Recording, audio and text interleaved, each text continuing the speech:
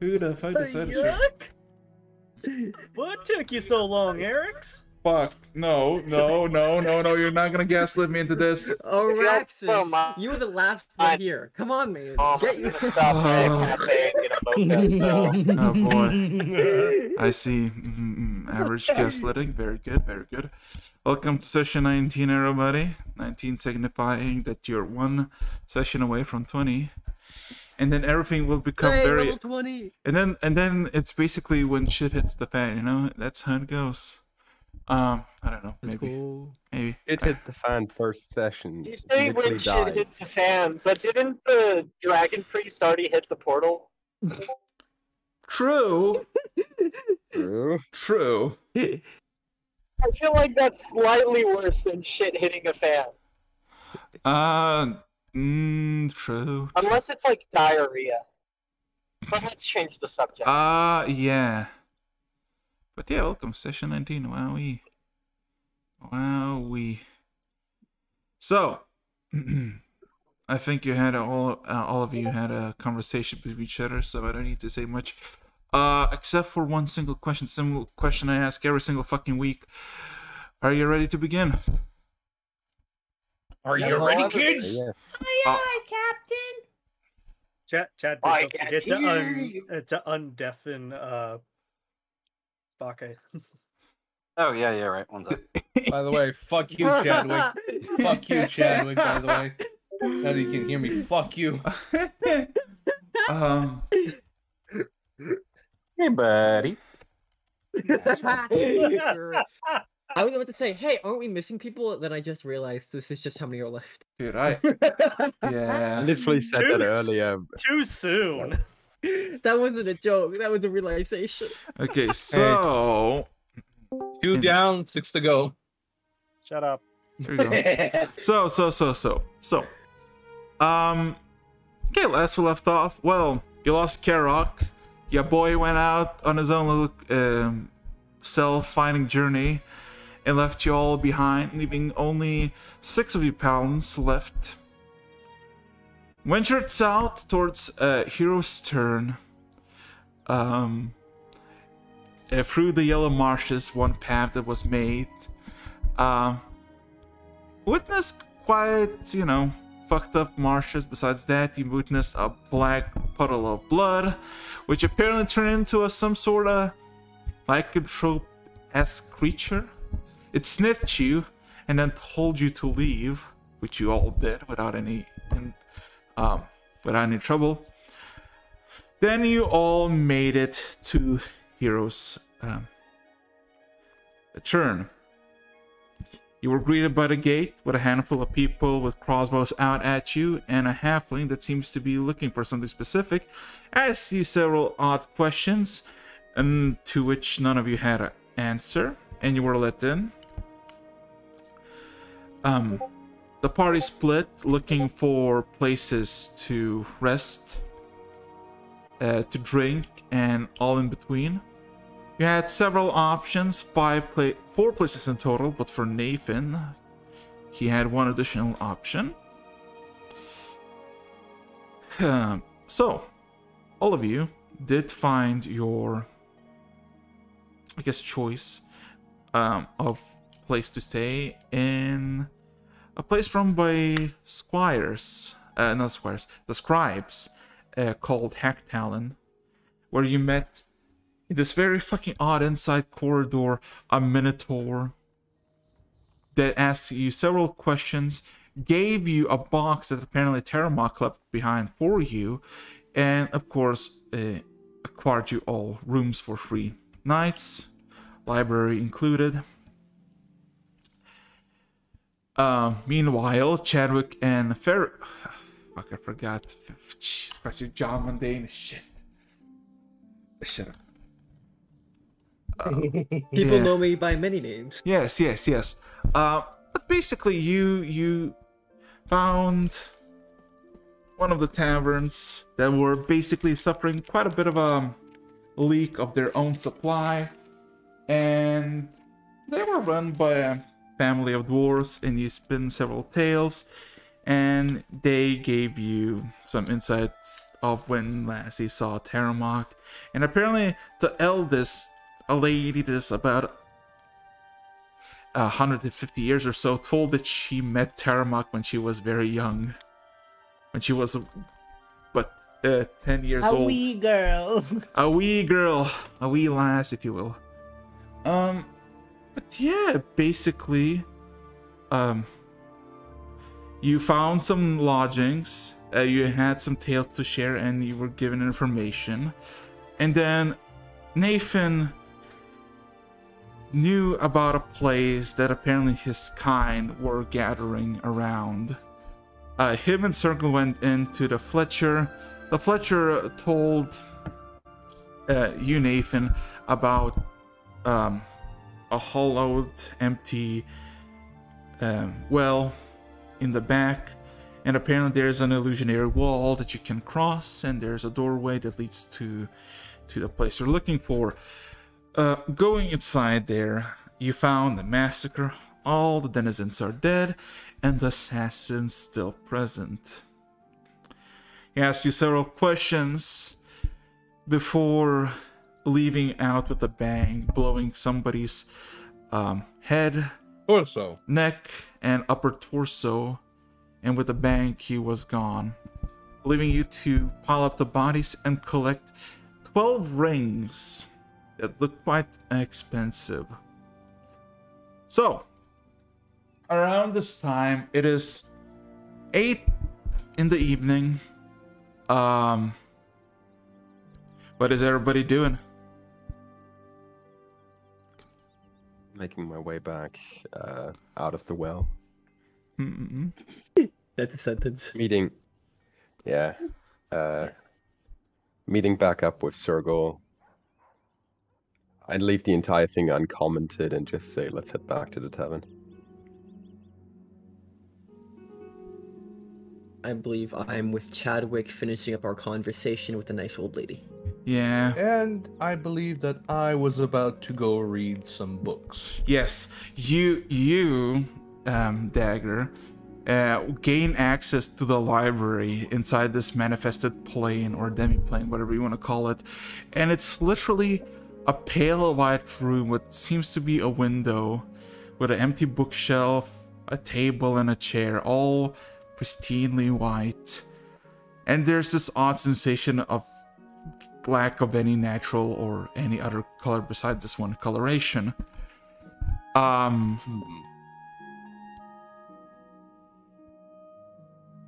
I go colorblind? The room all of a sudden bellows out in this ominous voice below. No, you have not. Welcome to the Scribe's Library. As a guest, you are available to browse, read, and learn from many tomes collected throughout the decades and centuries of the scribes have collected. Well, thank you for reassuring me. Is there a book on history? More accurately, maybe religious history?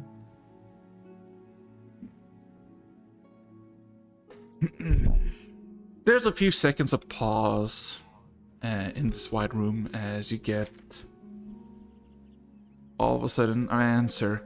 There were several hundred tomes, recountings, lectures, sermons dedicated to dozens upon hundreds of different gods. Anything specific? Tales of the Vigilance?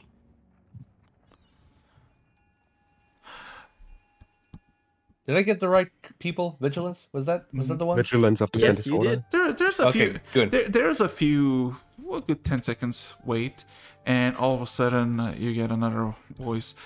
The vigilance associated with the Sentis Order or the Golden Rose? Sentis Order, but I'll keep the other one in mind. And as there's this pause and everything goes kind of silent, and then all of a sudden there is this swirling of mist on the table, and plop comes out a book. The book is gray in color, very boring looking, and it is Tales of Vigilance, Origins of the Name and Each Individual Members. It's a hefty tome. You quickly give a glance. It's about 400 or so pages.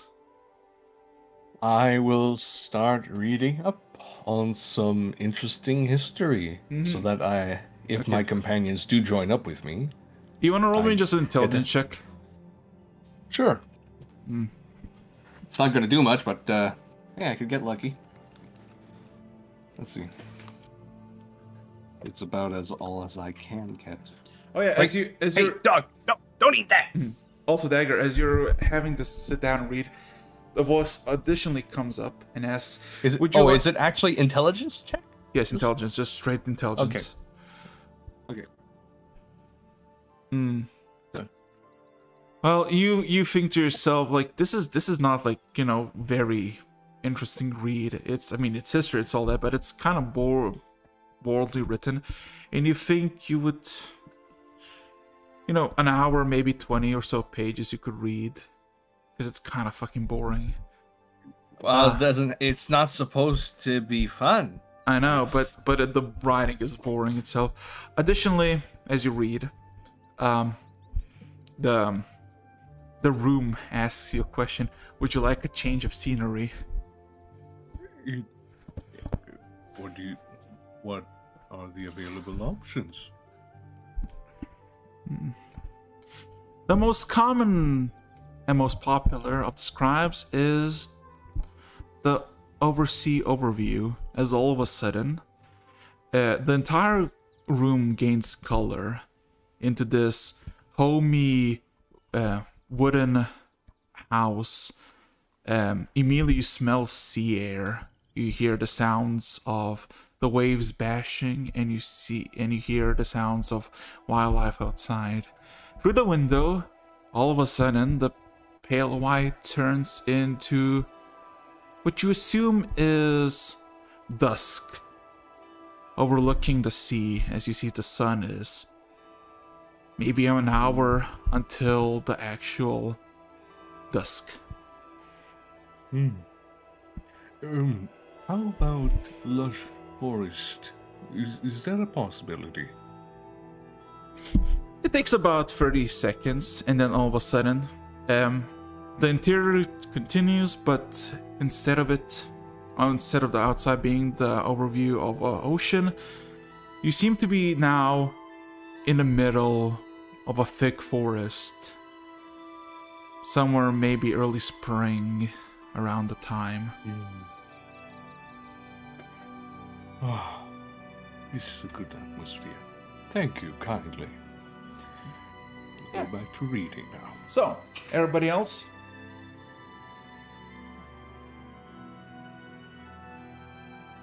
Alright, well, if no one else is going. The conversation, I caught Chadwick up with a brief summary of it. But towards the end of it, just to wrap things up, I asked her or any of the kids that seemed sober enough to answer, of what direction did he head out of when he left town, or if he stopped by anywhere else. All of them would shake their head. They don't really know. Only seeming, the one that was like the son, black hair, he just kind of said that he's been like 3 or so weeks ago, and the only odd thing about him was that he was on this white steed, and as quickly as he came, he went. He nods. Well, then. Good night, yeah. They all wave you good night. Clearly intoxicated by the fumes. Oh yeah, Chadwick, could you just roll me a con save? Because despite this whole nice thing of, you know, being in an inn and being alone, listening to tales, you were kind of just in a very heavily soaked firewater environment for hours. I want to see how well you go up. Alright, give me just a sec. Let me double check my con saves. It's been a minute. Mm-hmm.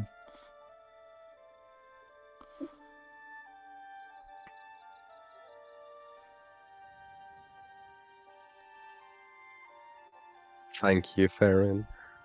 A second.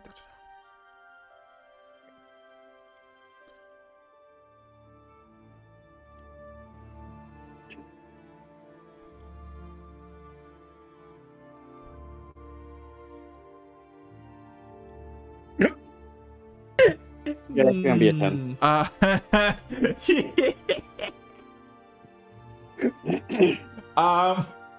Can you roll me a D100? Just a D100. I want to see.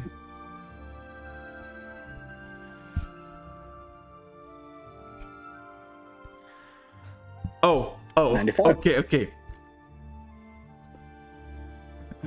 Well then. You know, it was all nice and cozy, and the environment was warm, and kind of, you know, this like you know, it's kind of fun walking outside and the cold air hitting you. For a brief moment, your entire stomach churns in disgust. For the briefest of moments, you think you're gonna throw up, pass out, collapse in an odd way, or do something a lot worse, or a combination of some of them, or even all of them. But for a brief moment, as you thought about all the possible stuff that might happen to you, the moment passes. You feel odd, you feel uneasy, kind of queasy as you realize how cold the air is, but you're fine, you're good. You didn't, even though it had you. Just found this gift, gotta share it with the group. Farron when Chadwick gets to drink. Anyway.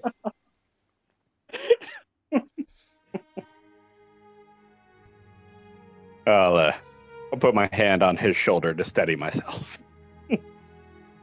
Mm-hmm. Basically the size of a cane. Yeah. Even with an eighth of a head.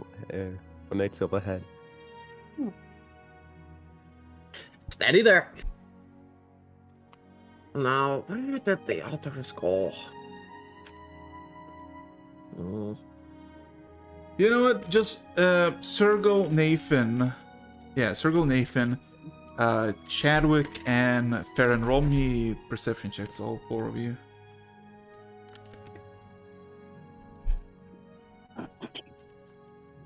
Alright. D20. Give me a second.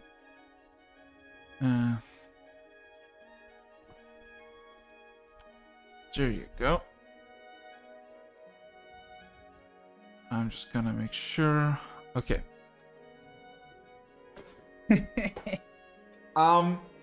So as you're kind of exiting, it's evening. There's not much commotion in the outside.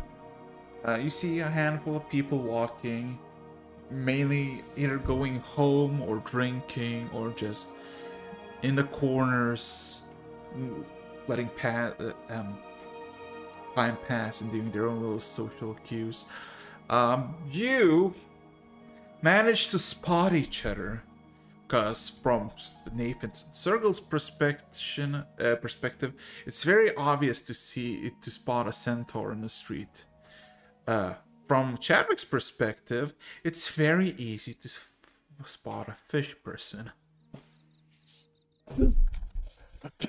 Wonderful. Racist in both directions. Jesus. Equality reached finally. Oh!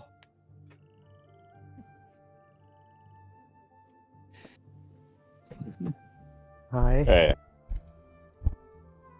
Just like kinda like waving at you from afar. You see him waving. Moving over to you guys. I wave at all So- 4 of you.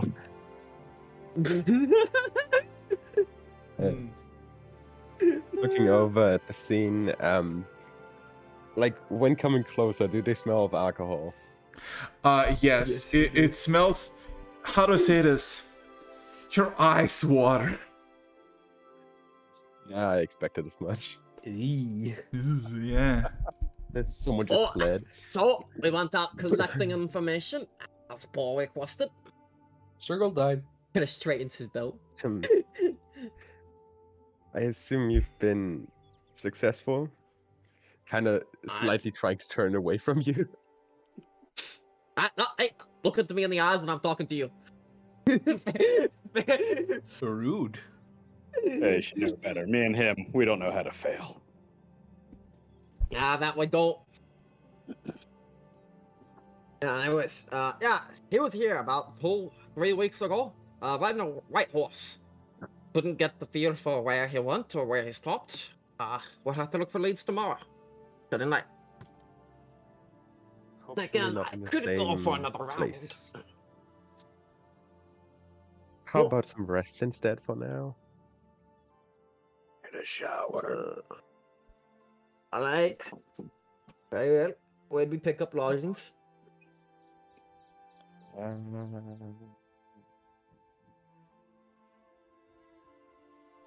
Was it Yeah, Park do they, Tower? Yes. Did you find a place that actually has enough room for me, or? That remains to be seen. Oh, thank you. But I'm pretty sure they can accommodate. You see Nathan's like expression slightly brighten up.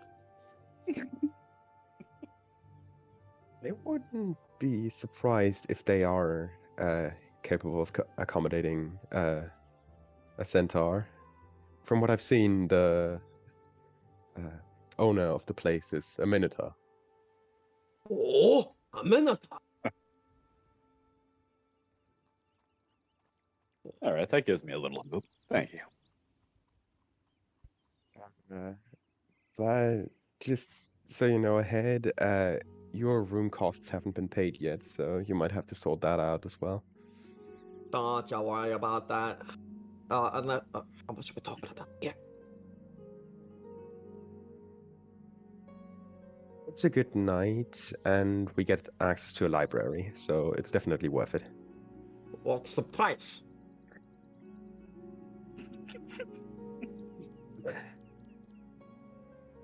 It's a good bit around. What was it like? Nathan, do you actually For not remember 6 the of price? us, it was 90 gold. For 6 of us, 15 it was per 90, so person. 15 each, yeah. Hmm? I don't know if you were having around- struggle in character or out of character. I couldn't No, tell. I was remembering we had something I paid 6 gold for recently, but I don't even remember if it was this campaign. So I was struggling like, okay, was the 6 gold this campaign or was this something else? No, this wasn't it. So I think it's somewhere around 15 gold per person. And just said they have a library. Yes, a scribe. It's been The a place while. is owned by scribes. I smell new stories. He rubs his hand again. And I Alright. smell alcohol. He lifts his arm and smells. I suppose you do. Hardly noticed. Right, lead the way. I will try to lead the way. Yeah, I mean, it doesn't take long. It takes you like several minutes, and you do find the same familiar building. And yeah. So the thing is, though, who's gonna go in first? The Hawk Talon. I believe Nathan and Sergel, then followed by me and Chad. So here's the fun Yeah. part. Here's the fun part. Nathan and Sergel, as they touch the door and slightly open, they just disappear, as in they evaporate from existence. Like literally, Reinforcements. like literally, Oblivion type. Like opens the door and disappears.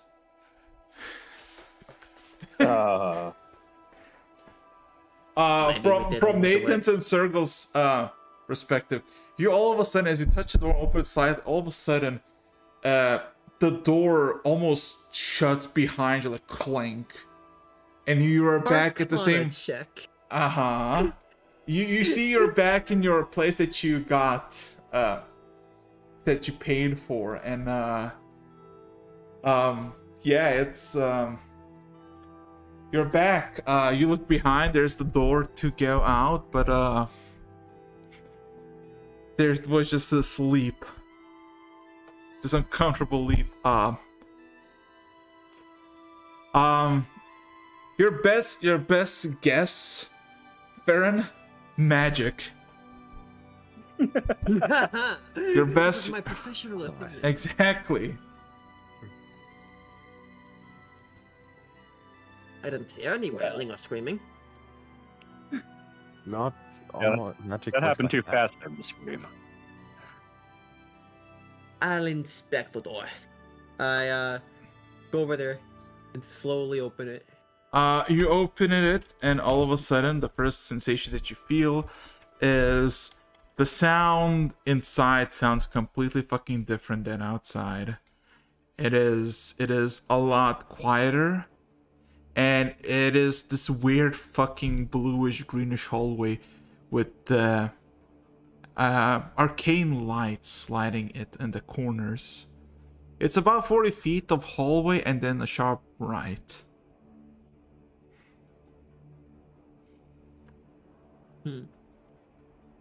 Alright. Do I see the Minotaur on the... No. It is literally, you gotta go 40 feet, look to your right, and then you see... you see the... What? Yeah. Yeah, okay, I continue walking along then. Is Chadwick following suit? That's If he wants to, nobody's stopping him. Sure. I'd probably hesitate for a second, like waiting for him to come back and tell me that it's okay. But I'd eventually. I telepathically tell you if you don't come in within time. So, A little bit of yeah, as Nathan told you, all of a sudden, you see, as you walk your 40 feet, look to your right, there is a large table, a bunch of papers, a large chair behind it, and in that chair sits a Minotaur. These bluish greenish clothing, grayish whitish fur, massive horns, and all of a sudden, for a brief moment, its eyes looks away from the paper that it was holding and looks at you.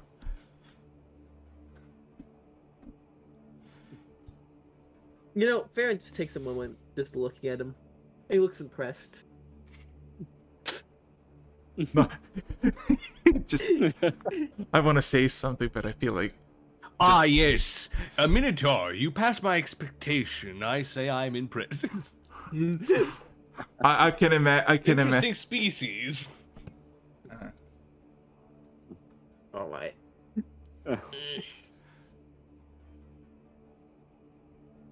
Kind of looks over at Chadwick. Telepathically. You want to handle this for? Sure. And I'll kind of step forward. Hello, my cloven brethren. How you doing?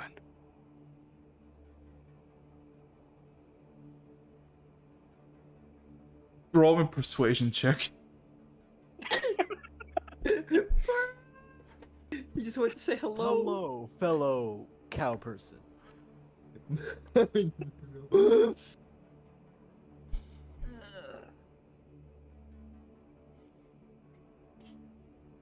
Go 15.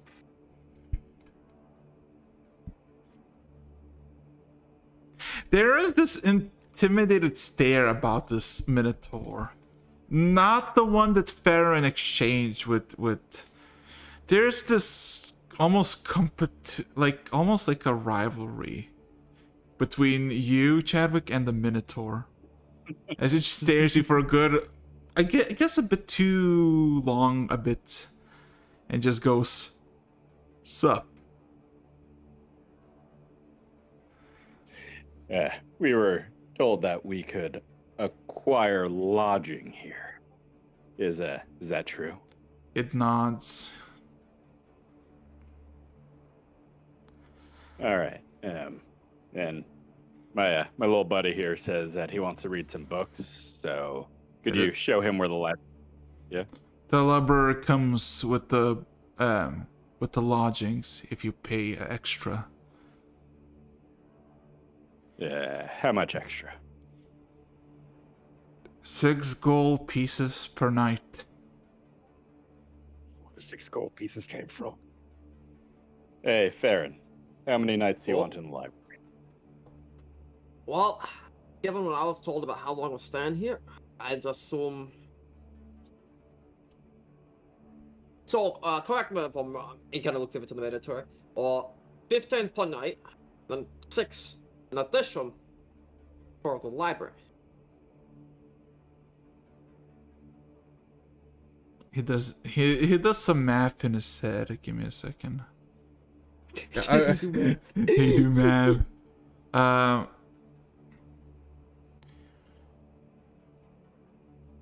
damn it. He would not. I'm not sure about our prices there. No. He would say it would be 15 gold pieces for each of you, and then 6 for the library per night. In total, 36 per night for both of you, with the library included. Also, he all of a sudden grabs another piece of paper, grabs a quill, a very massive fucking quill. Oh no. The quill of the rock, and then looks at both of you. Names, and to which faction, organization, etc. do you belong to? Yeah.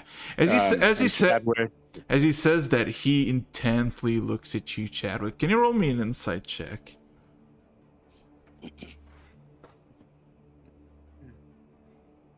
Wait a minute, I know that centaur. He owes me $5. Be hilarious. Yeah. The Minotaur hides its gate. Right, the Minotaur hide. The Minotaur hides. That was a 8. Oh, yes, I know. The Minotaur hide. Go on. It's 17. I know. No, he misused the modifier. It's 18. Okay. As I said for the 4th time in a row, the Minotaur's gaze is interesting to read. There is this uninterest, focused, but also almost like hatred towards you, Chadwick. And you don't really know why. And then almost for a second, something betrays in his gaze, as all of a sudden he becomes a lot more relaxed. He assumed you were of someone that you might know him, but clearly you don't know him, so he's now a lot more relaxed. I was almost right.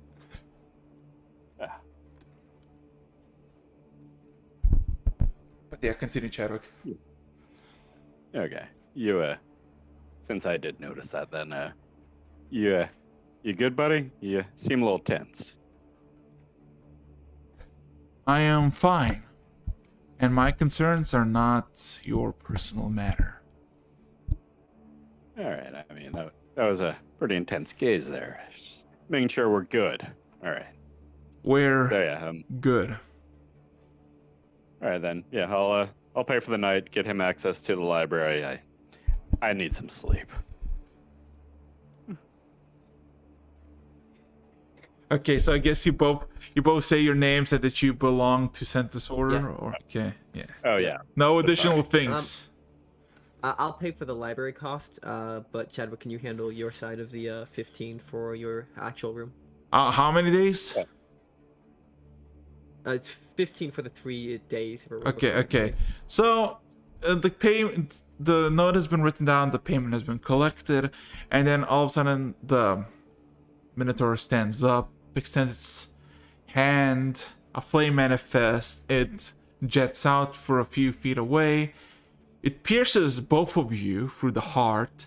There's the sudden warmth in your chest, but nothing painful. And then he throws the flame into the wall, and there's a swirling portal. Oh. You have 3 days. There's a timer inside.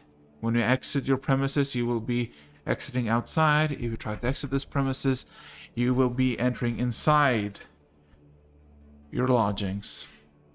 After the time is up, if you wish to visit again, come see me.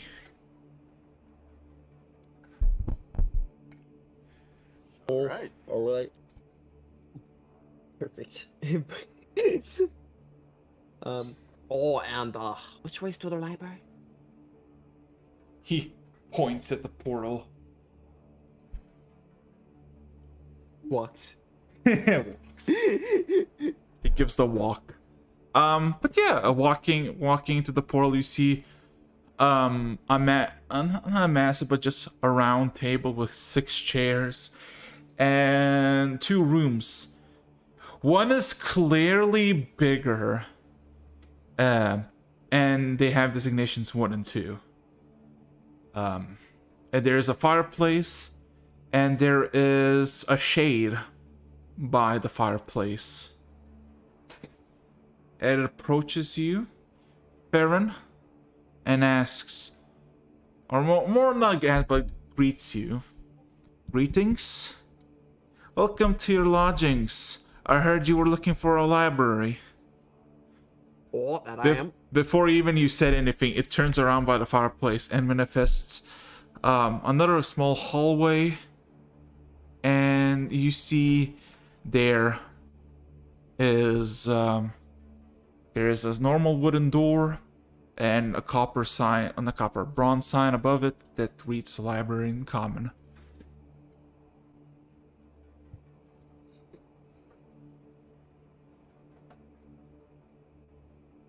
And of course the shade looks at all of you and says, if you wish some food, refreshments, and the like, I can conjure it up. If you got any apples, that'd be good. It almost immediately walks up to the table, and in a matter of a few seconds manifests about 40 apples on the table. Green, red, some yellowish ones. Looks at you almost like waiting for like a response, or maybe, you know, a verdict. Yeah, I appreciate it, and I'll pick up one of the red ones, kind of dust it off on my side, start eating.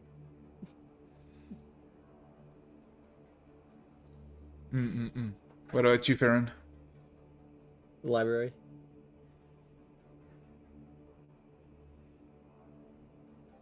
I'm headed off to the books. Yeah. Well. Fucking hypnotized. Well. Going in, as I described to Dagger, you walk into like a 20 by 20 room, pure white, a table, a chair, empty bookshelf, and a voice about a minute into your idleness asks, would you wish for a read? Oh, yeah, wait a minute. He looks around. Yeah, it is, how to say this? The sound sounds like it's coming from below. The floor is talking! The floor is talking! He lowers himself down, like he gets into like a finished squat. Just knocks on the ground. As if he needed to get any lower. Shut. Yeah, I tap on the ground. Is that you? It kind of looks like this is some strange communication. Alright. Oh, I've had too much to drink. He kind of strains himself. Yeah. Let's see. What are you gonna ask? What are you gonna ask for? Let's go. I was about to. Let's go. All right. The stories on Tarumak, resonance, and anything you got on smithing. Wait, on Tarumak? Yeah. Okay. The hesitation. No, I just yeah.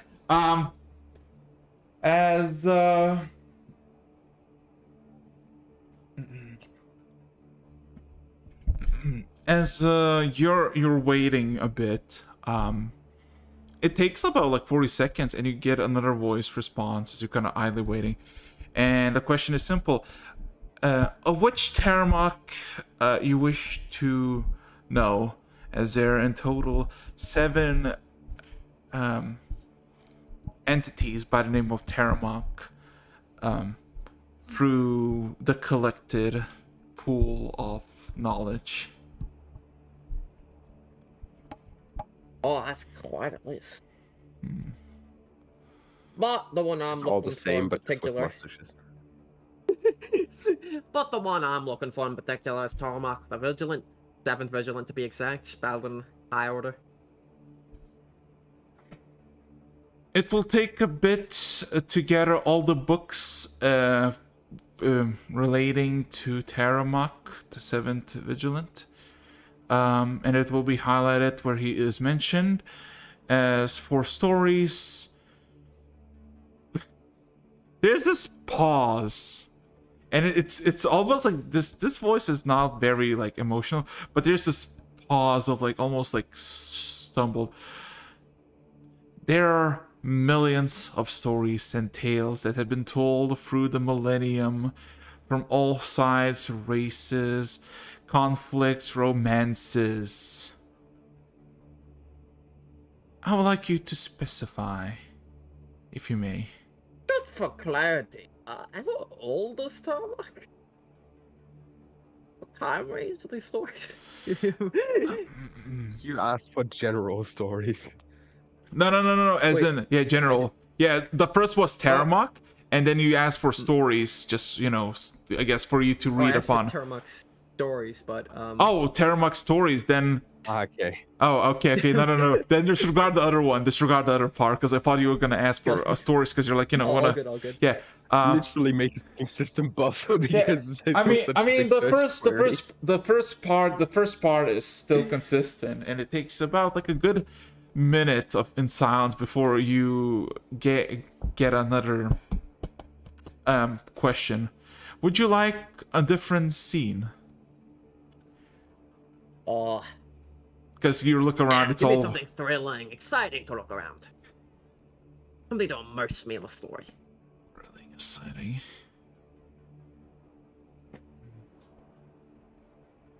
Yeah, I just realized something. Hmm? I have one book about the vigilance, right? Yeah, you have one book. So it takes. I have all that I need on Tarumak. Okay. Farron, as you wait a good seconds, the voice continues. I have 3 options that could fit your criteria: ongoing siege, distant battle, or a dragon theme. Oh, let's see. Probably will. Let's go with a distant battle. So, the whole place turns a bit stony, and it's basically this nice cozy stone hut. And you hear wind blowing, trees and plains in the distance, and then you hear all of a sudden a horn of battle, and then you hear distant scream, shouts, and clash of metal somewhere over the horizon, but you don't really see. Occasionally see maybe an arrow, a spear, just over the plains. You see maybe a mile away. something is going on there. But besides that, nothing much.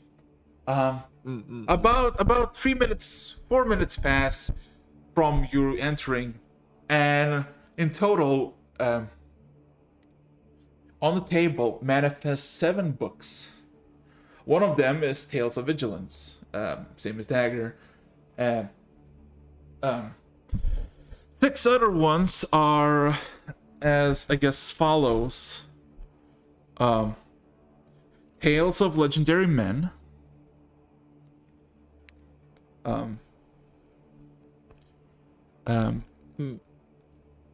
What's it called? Not the archives.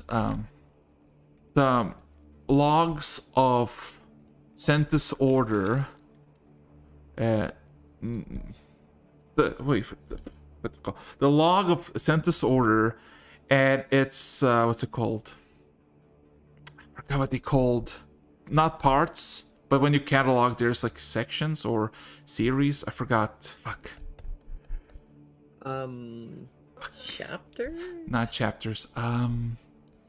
But there are what? Yeah, revisions. Yeah, revisions. Yes, revisions. And you get 5 revisions. Number 56, 57, 58, 59. What was that, 5? Fuck. Don't worry about it. I'll autocorrect. Don't worry about it. But yeah, you get basically one book that is the Tales of Vigilance, second is the Tales of Legendary Men, and then basically 5 books that are basically the same black cover with white and grayish letters. The main difference you see is, you know, the number. The Tales of Legendary Men is a tome about 800 pages. The Tales of Vigilance about 400 something, and each of the logs 600, 700. So I'm gonna I'm gonna go into the chapters list of the I'm gonna go from top to bottom to top here. I'm gonna go to the Centus Order books first. I'm gonna look in the chapter section and look for the ones relevant to Tarumak. Question: do I have to roll investigation to see how fast I get through these books? Yes. I'm going to do a little bit of magic. Or no, actually, intelligence. Intelligence. Give me a second. I'll be right back. Fuck you! I'm taking my time reading. One moment. And I've been reading for a while. Hold up. No. Not you. He went away just when I needed him.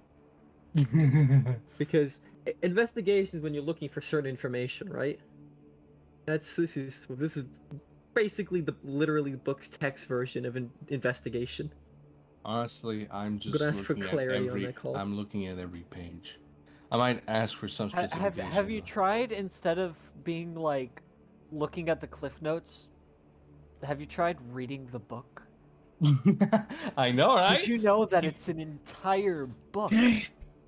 So look, this is the Centus Order logs. It's not all about Tarumak. We have 3 days, and hopefully we won't be kicked out this time. I mean, I'm very surprised. Yeah. We don't have anyone making sorry to ask about a call here. Table mods. But since I'm looking for in particular knowledge, isn't that like the class definition of investigation? Sure, fuck it. The roll investigation for the logs, at least. Yeah, the log. Wait, did you roll with advantage because Chadwick? Yeah. No, because I have magic. I have a spell for this. Cool. You think you can comb through everything and get all the relevant information from these 7 books in about like 9 hours. As in, you could find the relevant information, make your own copies to it, and you know. We'll understand. So 9 hours. Yep. I relay that to Chadwick and say I'm gonna be a while. Oh, so are you gonna just now study for 9 hours? Unless I get a message back from Chadwick saying otherwise. Fuck you. In that case, can you roll me 2? Did you guys connect yours to ours? No, they did not. No. Okay. We didn't know how it worked. So Farron, 2 intelligence saving throws. Got it. That's interesting. I mean, obviously somebody's got to hide something. Oh, no. This is not about that. This is about exhaustion. Exhaustion, Gober. Mm-hmm. I mean, everybody gets tired of reading at some point. Yeah, and this is not like mentally like burdening, because this is not like reading through. It's like trying to read War and Peace all in one sitting. Oh. All right. You get 1 point of exhaustion for the 9 hours, but basically, because you didn't sleep, you basically did this overnight. You get 1 point of exhaustion. You're tired. You would like to sleep, but basically by next morning you're gonna be done with it. Now he's dead for the entire rest of the campaign. Oh no. So technically, all of you, unless you want to do something in the very evening, 8-ish p.m., everybody can go take a long rest except for Farron. I'm a busy man. So how long have I been staying there already? Oh, I mean, it depends. You started at 8 p.m. How long would you go? Because you assume you need like 20 hours to finish this whole book. I guess I'd take an hour to read about the people that we have currently encountered at Tarumak, more specifically starting off, and then I would have taken an extra hour to read about some gardening after asking politely, and then I'd be retreating for some rest. Okay, in that case, roll me just an investigation check. Alrighty then. Would Sergal or Nathan be back? Probably. Yeah. Well, and would they have told us that they were there? I would have I'm not sure what Nathan would have done, but Sergal would have popped into at least Brit and said like, "Hey, we're back." Oh, I'm not I sure. wouldn't have said anything directly. You wouldn't have happened to have found Farron and Chadwick, would you? Oh yes, they were just buying their rooms. Here. Did we ever mention to ask if they could conjoin with us? I did not even think of it. Hmm. On a different note, that place that Nathan found. I didn't go inside, but I'm going to ask Nathan about it. He was quiet when he left. He didn't stay long. Interesting. Give me a second, let me find some different music. This will do. Yeah. Anyways, this is for the creepy hallway. If you need me, I am going to be in the library, researching a little something. Reading time. Well, story time. Just take a look. It's in a book. Well, technically, Circle, when you walk into the library, you see Dagger with his book. I'm enjoying my time with the atmosphere. Mm-hmm. Beautiful greenery. Perfect for what I'm researching then. Circle? I don't recall what how does the library work? This appears to be a... Circle, simply ask for what you want, and don't forget to be polite. I'll continue reading for a bit. Don't mind me. Oh, no worries. And Circle's gonna kind of look around, like, who does he ask? As you're just like, oh. Yeah, as you cluelessly look around, in about a few seconds you get a voice from below. Would you wish a read? Anything in particular? What Sergal would look down and, after blinking a moment, he's not used to talking to the floor, he would say, yes, just something on, beginner's griffin riding. I kind of chuckle to myself. Very well. It takes about 20 seconds, and next to Dagger, all of a sudden in front of you or above your book, another book manifests. It is it is a book called Guide and Codex of Griffins by J.L. Slott. And there is this pristine blue cover with, in golden, I guess, detail, a griffin flying above the letters. Did I hear JL Slot? Slot? No. Slot? Give me a second. No. Okay, sorry. J- It just Yeah. if I misheard that anymore, I would have thought of Oh a no, different word. not sloth. Shit. It autocorrected slot. Yeah.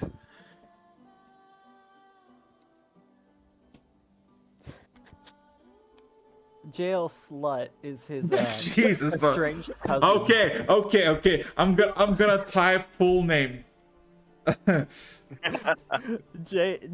Slut makes all of the You know what? those raunchy adult novels. Oh my that have god, really no, bad no. This was a June Alafra slot. You can read it on the first fucking page. It's about 70 pages long. This book Go is play the slots.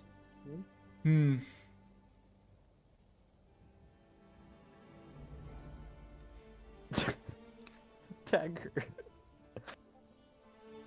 All right, well, Sergil will take the book and look down at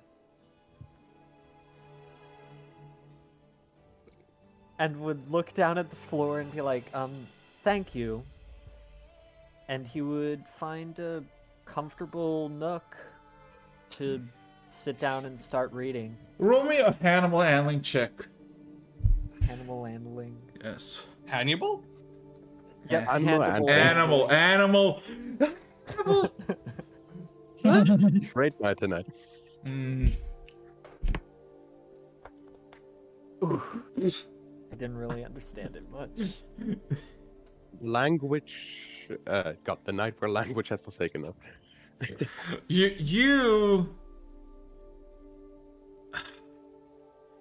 You go through an hour for this book, right?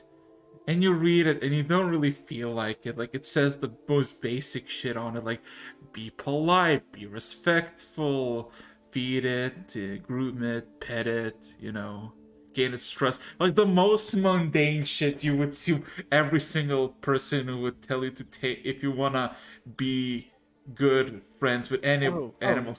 Yeah. No. I'm not looking to tame a griffin. I'm looking to figure out how to ride one safely.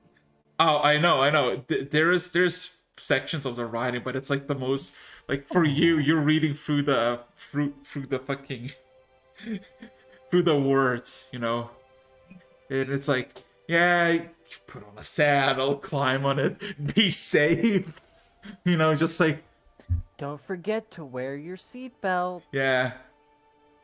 For you look at this book and it's like you learn nothing from this. Maybe because you're late. Maybe because you're it's late. You're tired. You're looking at the book. There is a floor that is beneath you that it can talk to you. Sergil would look at the book again.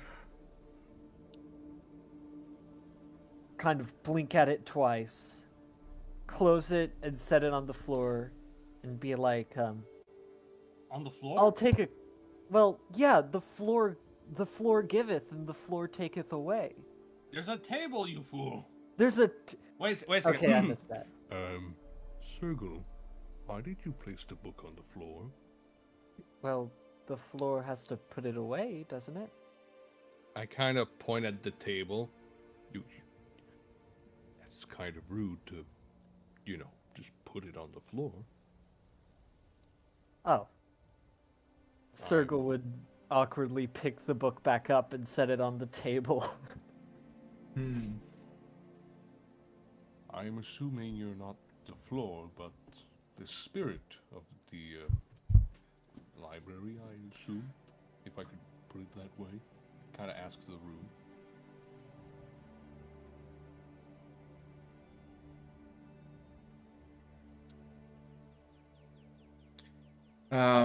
It would say, doesn't matter where you carry the book, in this library or outside in your personal quarters. After the 3 days, or if the book is brought outside, it will disappear. So enjoy it while it lasts. Sergal would then pick the book back up and just like be like, all right, Dagger, I'm gonna read this and probably head to bed. All right. It's been a long day. I'll be following you shortly. Getting tired myself. So yeah, everybody takes a long rest. Unless one final call. Yeah, I'd like to put my sword in front of me. Huh? I'd like to take out my sword and be like, hey buddy, it's been a minute since we talked. How's the life of a sword? Awfully dull with you around. I know you said you were hungry. I'm sorry. Next chance I get, I swear I'll get you some food. There is this How murmur. Does egg rolls sound? Egg rolls. It was part of anyway. Yeah. Okay. Everybody goes to take a long rest. What's it called? Arthur and Elena. Elena basically slept through all of this in her room. She told you to knock if you need anything. Arthur basically ate and got himself into a food coma, and for a good 2 hours was asleep on the chair before he stumbled into his room as well. Everybody takes a long rest. No incidents have occurred to any of you. Theron, my boy. Yes. So the 5 books, the 5 log books, basically state all of the interactions, official interactions that Tarumak partook. And in each book it states its official rank, that he was a high paladin, issued in Tanis. And basically every single official every official thing he did for the order, or I guess representing the order. There is how to say this? There are official orders of him officially signing in Chadwick and Nathan to the order. Him officially, with his right, promoting them to paladins. And there's really not much in those logs. It's pretty dry, except maybe for one odd thing. About 2 years ago, in the 3rd book, in the middle one, I think it was 58. There are almost a whole half page of his official visits and conversations, as the log suggests, with Corsmite, the Grand Master of Sentis Order. There's no what's it called? There is no official acknowledgement of what the conversation took about or what the official business it was, but it all basically happened in the following weeks after the sky fell. After the whole holes in the sky opened up and monstrosities lunged from the earth. That's when the archipelago happened, the archipelago incident, if you want. Mm-hmm. Maybe maybe official interactions in Tarumak overall, like 70, 80. And about 40 of them happened literally few weeks to a month after that incident. So that's like a note. Tales of Men, basically a bunch of different individuals in the past several centuries. It basically almost like inspirations born of like people who didn't do much in their life, became something, achieved great things, and basically were acknowledged in this book. And Tarumak is basically written there as a paragon of justice and righteousness, a devout believer of what's it called, of order, defender of humanity and the innocent, and basically describing him as the seventh vigilant there. And it has like a very small footnote that he defeated a lot of demons, thus the Vigilance title. As for Tales of the Vigilance, it basically describes Tarumak as being one of the youngest at a city that is not named, or a town or a settlement, because it refers several different times, as apparently morale was low there, and they needed to defend it from something, and that something eventually became demons. And while everybody was trying to make maneuvers to retreat, to give up, Tarumak essentially held the fucking line, told that they can outsmart the demons and take advantage of their own stupidity. And he made a shit ton of brilliant escapades and guiles in the next few days that leverage what you assume were approximately counted 1 to 15 human to demon ratio to something 1 to 6 or 7. And at that new story unlocked. Yeah, and basically he along with the other people became the Vigilants because they didn't run around, they were vigilant. And even though he was not considered highest ranking, not by a long shot, he basically became a high paladin on the spot. He was barely initiative. Yeah, and it's just, I don't know, just this cool. It's in the, what's it called? In the Tales of the Vigilance, it's basically the book, maybe 40-50 pages of it is basically about Tarumak, his escapades, and they're basically fooling the demons in some ways, because apparently he questioned, he assumed, he did a lot of stuff, and he did it to basically buy people time to prepare themselves for the demons.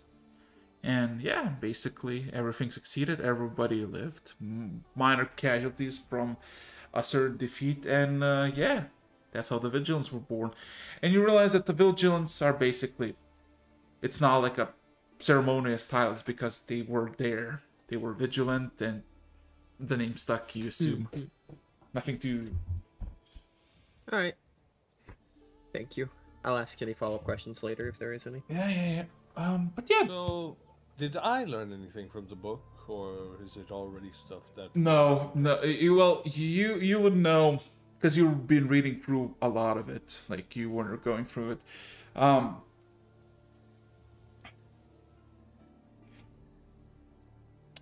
As much as you gather, as much as you read, was basically there were in total about 30 paladins of Sentus Order that were told to go investigate potential demonic activity. It was found into almost active demon portal, which by the time they were able to confront it, the portal activated and the demon invasion began. And that's how much you basically got. Anyway.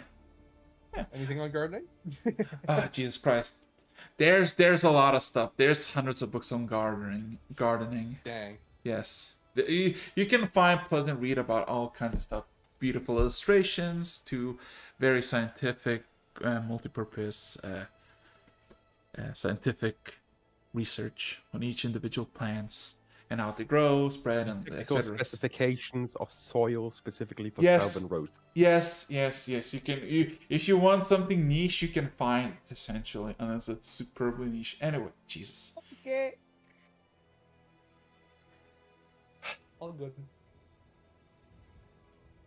Sergo, you shit. Anyway. Time passes. Everybody goes for a long rest. You all wake up, except for Farron. You've been up all night and you have 1 point of exhaustion. Yeah. That's legit. Yeah. For the ones who for the people of 4, for the 4 paladins that are split in one place, you are you're I guess waking up and you see outside in the main hall where you all gather, table and whatnot. You see Elena basically having a shit ton of meat. That is just, you see several roasts and steaks that have been basically made, and you see Arthur looking almost in disgust from his own decision yesterday, regrettingly solely seemingly drinking water. It has to wash out.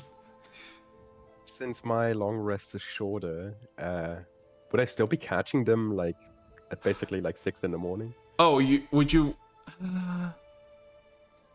Arthur, yeah. Elena, no. Reading early in the morning. Arthur, yes. Elena, no. Arthur, yeah. Arthur basically is just suffering food poison, not food poisoning, but just a full stomach. Yeah, yeah. So he's basically, he would kind of give you a wave, clutching a glass of carbonated water while the shade overlooks it and just asks if it needs anything. Hold my hair. What? Yeah. What? I'm sorry, what? Just seeing that, like, basically just asking the spirit, can you hold my hair? It's getting that bad. Well, it's not. Yeah. Where the fuck? Yeah. Nah, anyway. I'd leave him to it. And honestly, though, I would like to take a small snack. Like, anything sweet they could recommend. The snack that smiles back, goldfish. It gives you 2 immediate recommendations. One is, well, both of them are built up by the scribes. That's why they're recommended. One are basic blue, what's it called? Blueberry muffins called scribes. And another is this chocolate milkshake.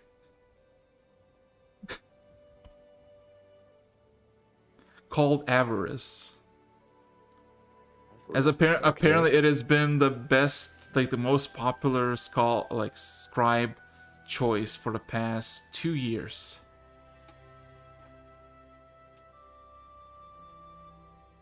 I think I would take one of those then.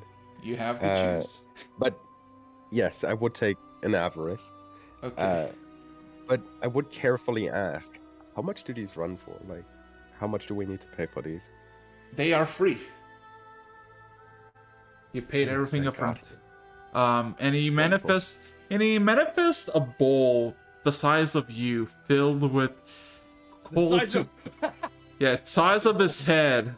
This glass bowl filled with cream and ice cream mixture that is all like this dark brown. It smells extremely sweet and kind of salty.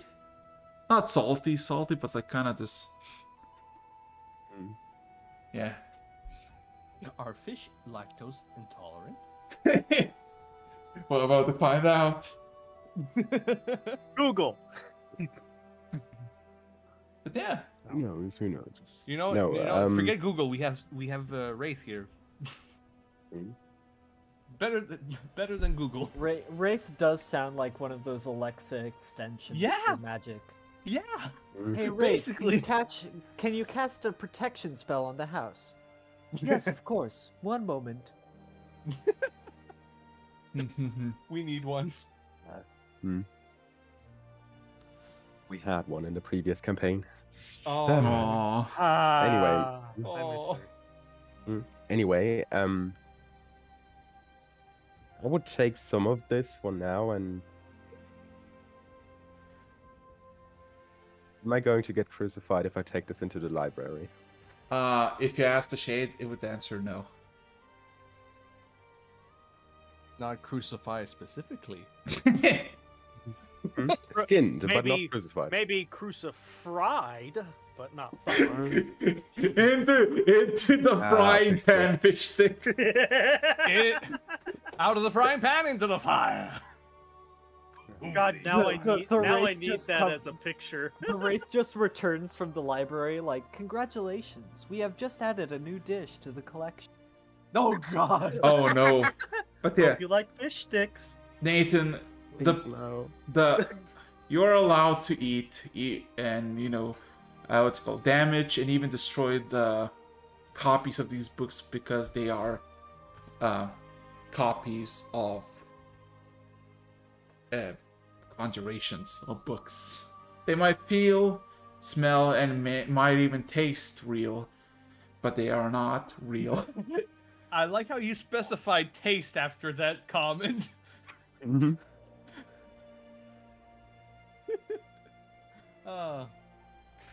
This gives me an idea. God. Yeah. I would take the bowl then, which is like a third empty maybe. And would make my way into the library then. Yeah. You're basically met with what basically Dagger's woodland how to say this?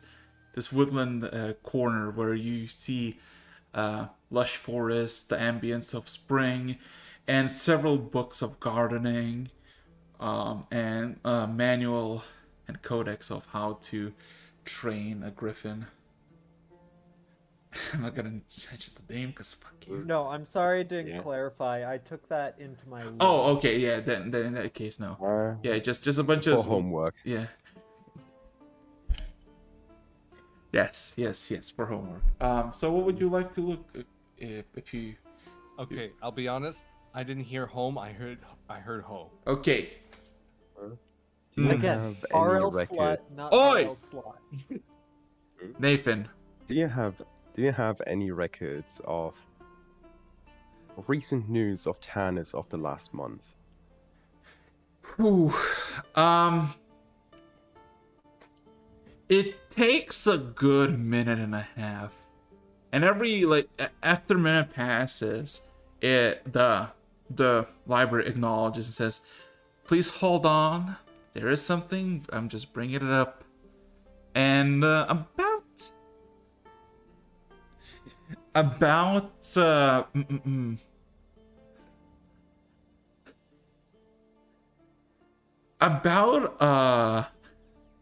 about 3 minutes in, as you're kind of eating it. Also, it's the Everest. It's delicious. It's nutty.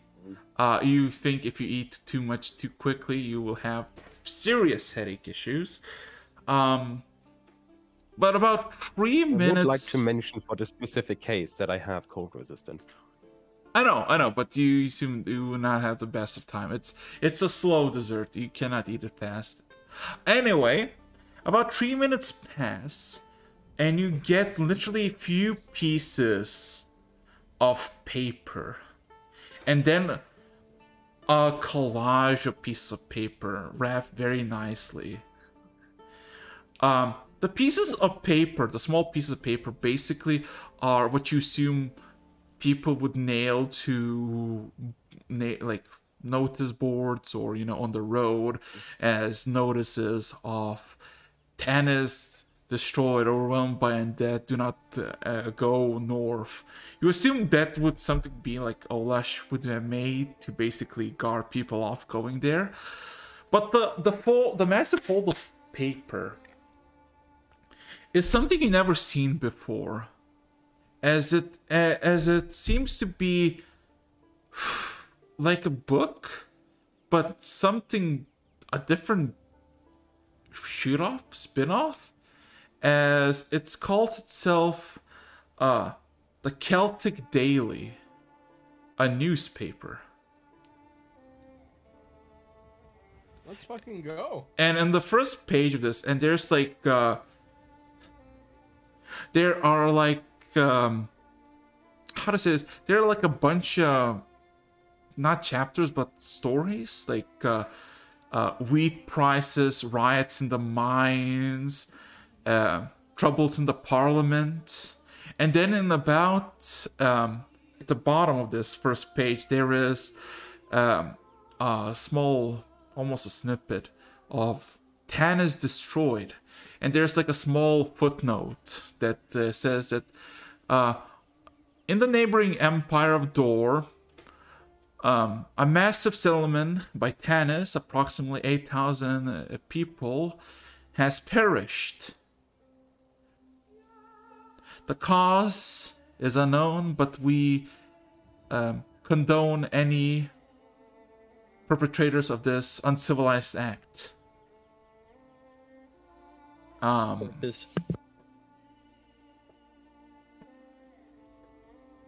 Yeah.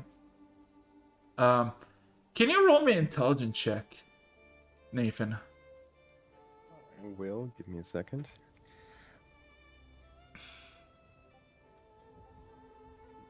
Seven seems to be our lucky number today.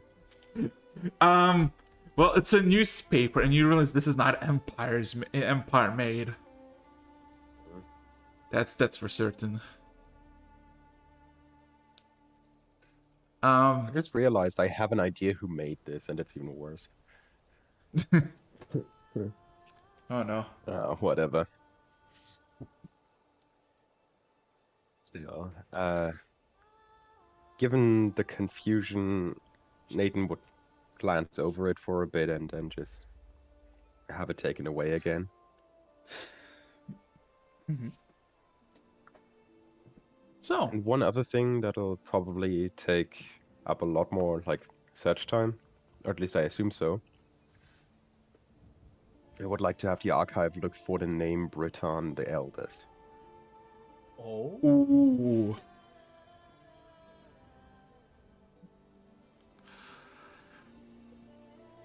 Oh boy. It takes a good minute or so, and you get a notification that there is something that they're looking, so please be patient. About 5 minutes pass, you still get the same notification. 10 minutes pass, you get the same notification. You finish your dessert, and the library asks you, we're still looking for it. We know there's still something out there. Would you like something in the meantime? Oh, all of a sudden it stops itself. Oh, never mind. We found it. Ladies and gentlemen, we got her.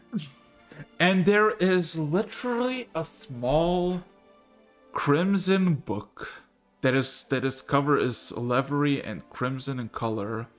It has no name on it, and it is very thin. You open it up and twirl it around, and you realize these are just poems.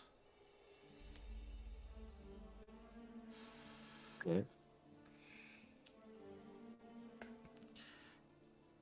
And the only thing that is you see that would match the name is one of the poems were made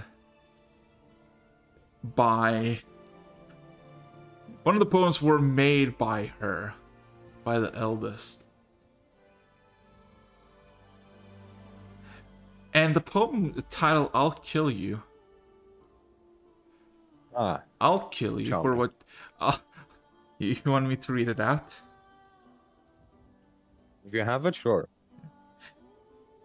I'll kill you for you're the stupidest. I'll kill you for you're the youngest. I'll kill you for you're the bravest. I'll kill you for you are next.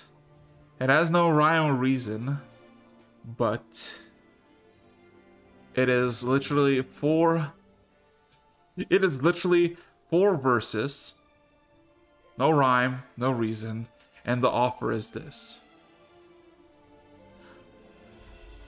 I'll keep reading this for a while, like just over and over again, probably until someone else enters the library again. For 2 hours. Ethan is basically just sitting there. Please just give me something. I was Yeah. gonna say, well, Britt would have after eating a bunch of the meats that are on the table, saying, a high protein diet. Are Then you would have sad asked, or not that you didn't cook? Oh, she's a little bit relieved she didn't have to cook right now, after all that.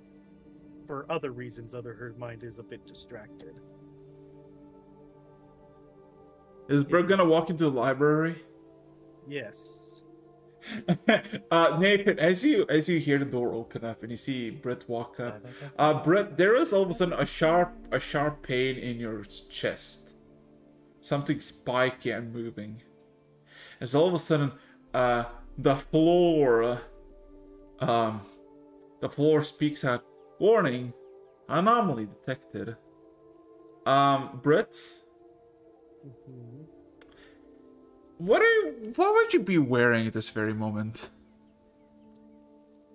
I probably would have already have gotten my full set of armor. Oh, okay. up and So ready. all of a sudden there's this very gut-wrenching pain, and then all of a sudden through your through your chest, a piece of paper that is crunched in 100 different ways slides down forcefully and rolls on the ground. As it rolls on the ground, it immediately sinks with the fucking floor.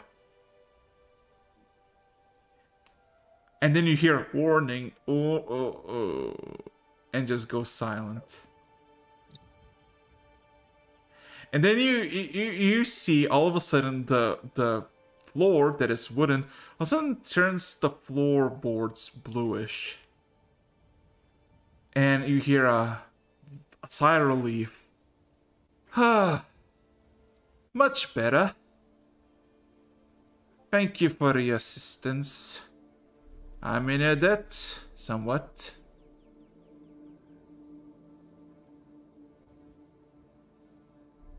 Nathan, Brett. Britt is confused. Yeah, Brett, Brett, you realize something. Remember those pieces of paper? Yes. Eventually she would remember that. Yeah. Oh my god. Like, are you that thing of paper? Oh yes.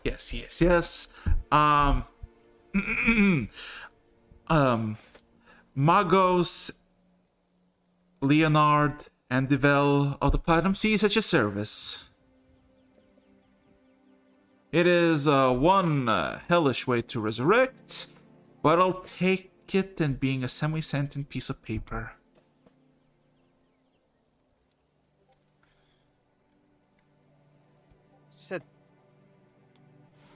You said the Platinum Seas. And did I have? Well.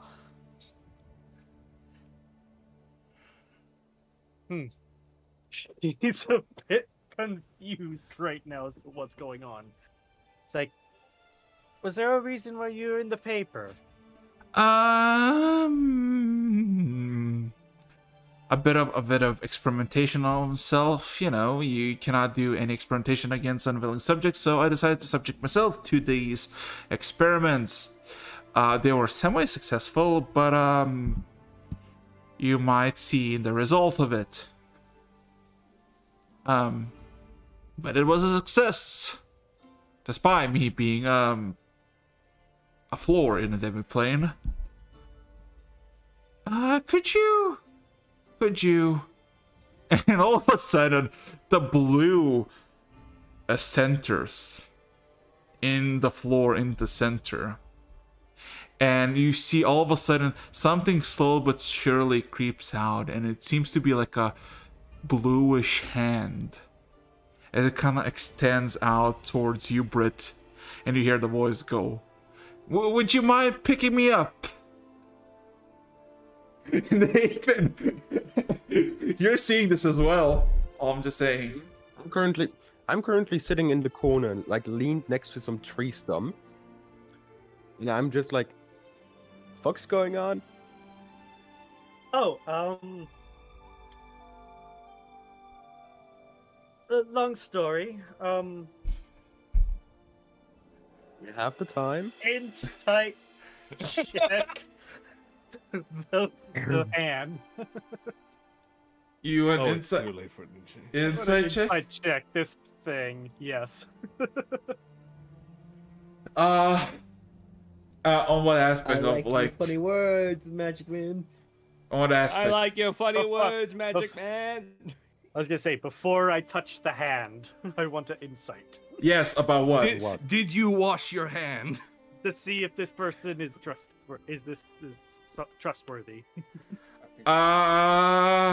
With an 18, you have like you wanna like he sounds trustworthy, but the like he's not hostile towards you. I don't know how to say this. It's a hand that is reaching out from a floor that was alive. Or if you for help. Yeah, it's kind of. Apparently, I found a piece of paper, and there was a That is not a mage piece of from. paper. It was, and now is apparently a floor. Apparently, they're from the Platinum Seas. Does that trigger a fight or flight response? Huh? What was? I'd be heading there too now. What was that? Araxis? Huh? Does that trigger a fight or flight response? For you? Hearing about the Platinum Seas. PTSD. Roll me a history check. It is for me. But yeah, Raxus, I'm heading there. Yeah, you're walking. Who wants muffins? Oh God! He looks at the. What is going on? Nathan, you know the Platinum Seas. Shit out, okay? You know. Of the Platinum Seas as a magocracy, one of the almost ruling powers of the world. A society of mages, sorcerers, mages. You said mage twice. I know. And some more. Not very moral. Like they're considered the good guys, but they're not very moral good guys. It's morally gray. They have done. Morally. They have Don't done. say it. They have done many crimes across the centuries that they've been active, but they have done many good as well. In the case of the archipelago, well, their major flying fortress got destroyed. But overall, they didn't do anything bad to the archipelago. They kind of held, but also they didn't do too much of it. As your personal experience, you really never interacted with any of those. Imagine half-assing helping people. Platinum Seas. And fucking I'm them gonna over. You're so Dagger, when you watch it and you go and say, "Who wants muffins?" You're gonna see. I Brit did not say that. I'm walking No. in with a cup of tea. Fuck you. Oh, as you're walking in, you're seeing me grab a hand. Ooh. That's out from the phone. Oh, are you gonna? Okay, you grab it and you feel like the grip as it kind of reaches around you, and the voice continues. Can you pull me up? Yes, pulling it up. Roll me a strength check. Me standing there with my little cup of tea, like, oh. Pulling the arm from the stone. I'll be the king. Be the king of Britannia. Don't you mean queen? Yeah. Same difference. I'm gender fluid. It Queen doesn't is matter. dead though. Gender fluid doesn't matter. Oh god. Okay. So 21. Wait.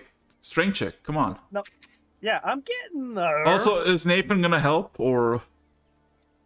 No. Is he? No. No. Oh.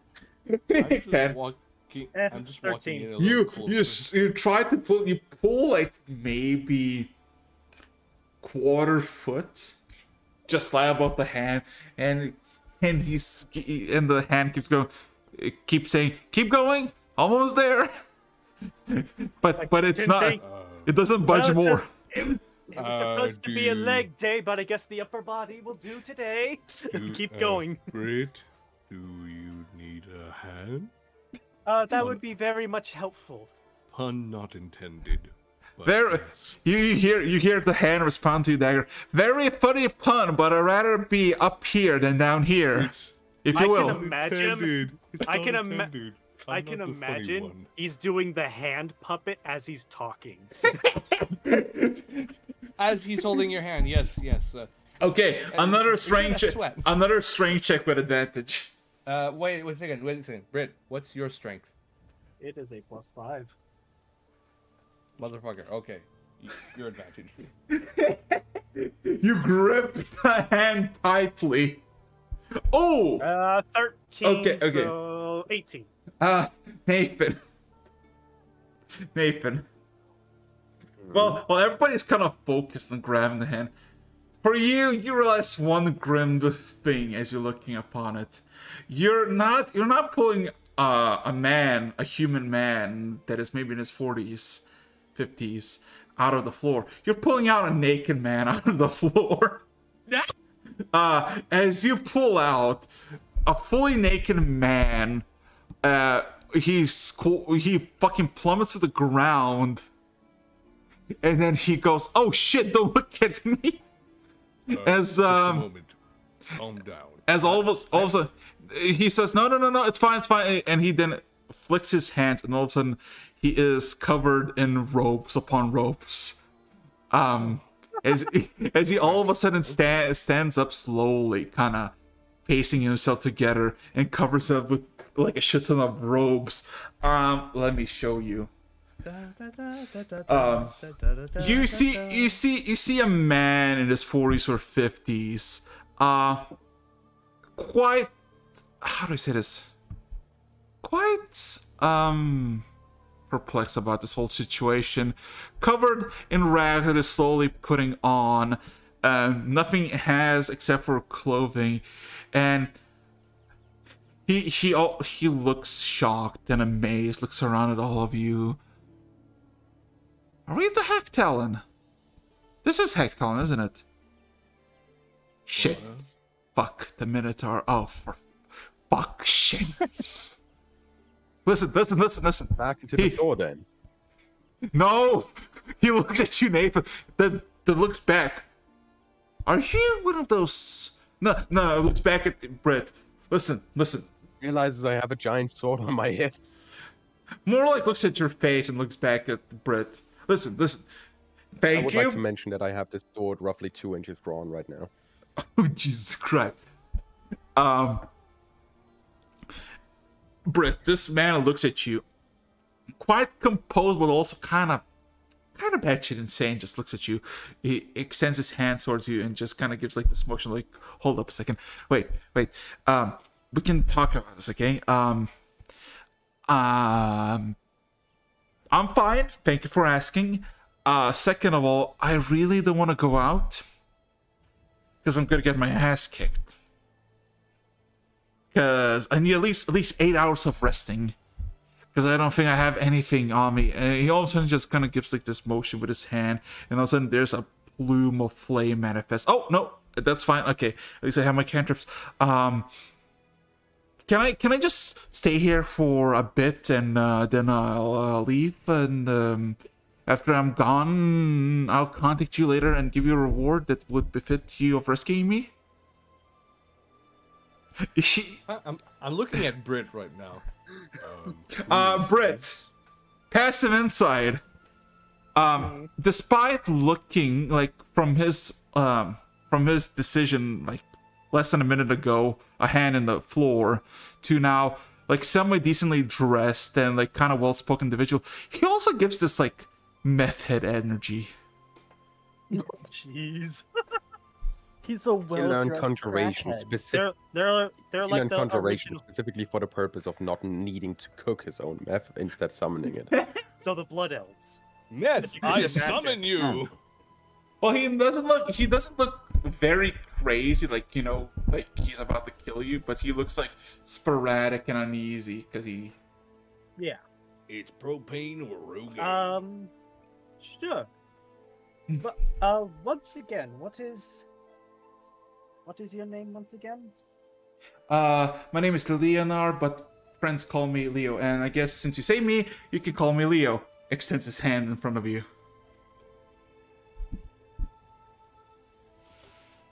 Awkwardly shakes the hand. Nods. Mage of the Platinum Seas, teacher and master of conjuration and divination. At your service. For free! Because you saved me. Thank you. Again. A teacher? Extends hand to you, dagger. Upward walk. Very nice. Hello. Shakes. Looks back at you, Nathan.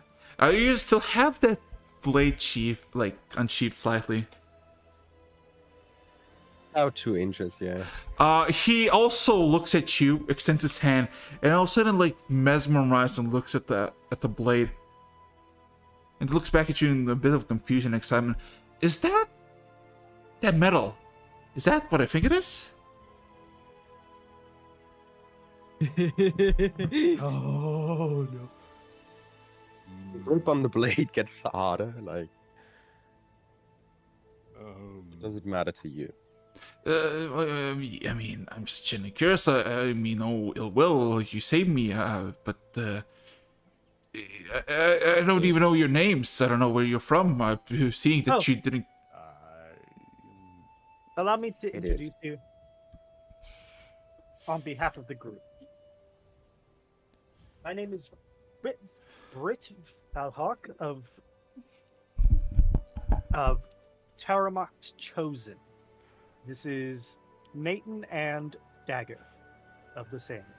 Hello. Oh, you're one of Tarumak Silk. Immediately grabs your hand, but it shakes it even violently. I heard tales of your lad. I met him twice on the road. Very reliable. Talking to me or talking to No, Britt. We're currently on the search for him as we speak. Oh, I can help. I can track people. Yeah. I mean, I need some days of rest. I need to teleport back to my own cubicle and get myself some regions. But I can do that for you if you really need to. Though. That would very I'm much kind of be scooting over to Brit, hand on her shoulder. Well, wouldn't this give us some time to... He scratches his neck nervously. Speaking of which, what year is it? Oh. Just curious.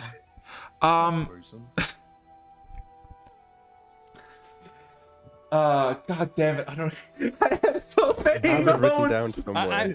Listen to this. What listen year to this. it is. Listen to Doesn't this. know what year it is. Shut up. Give me a second. What if the room answered? It is year 277 if I'm not mistaken, right? I think Fahrenheit is. Fuck. That's about it. Yeah, 277 of the 5th era. That's. Aaron, where did you come from? No, he has also some stuff that I have, so you know, instead of me. Cross note references. Yes. So yeah, do you tell him? Yes. He all of a sudden grabs his head. Oh shit. Oh fuck. Oh no. I take it you've been here for a while. Up in there for a while.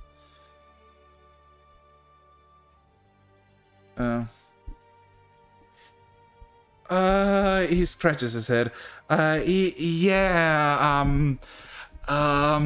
Shit. Are you late for a date? He laughs.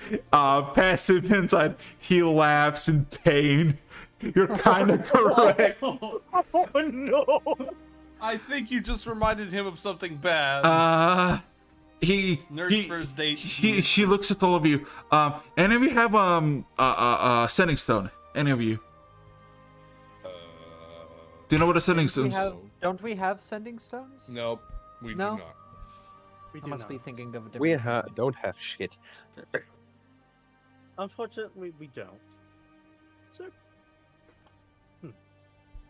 Just check. Could The last probably time we got find- an official date was June 3rd, 277 Yeah, in yeah. the 5th era, which Yeah. was You know, the apocalypse. Araxis, Hmm? I'm actually gonna check my whole inventory in character. Just checking the entirety of the bag. This sounds like. He slumps down and he kind of gets sad all of a sudden. Shit. Fuck. Shit. Fuck. And he kind of just murmurs him. And he just goes very fucking sad all of a sudden. Fuck. I've been All right. As you can see, as you see, I'm medically right. I don't have anything broken, but I am, in my heart, I am broken. I missed something important. oh, you poor thing. Do you want to talk about it? I can be very comforting at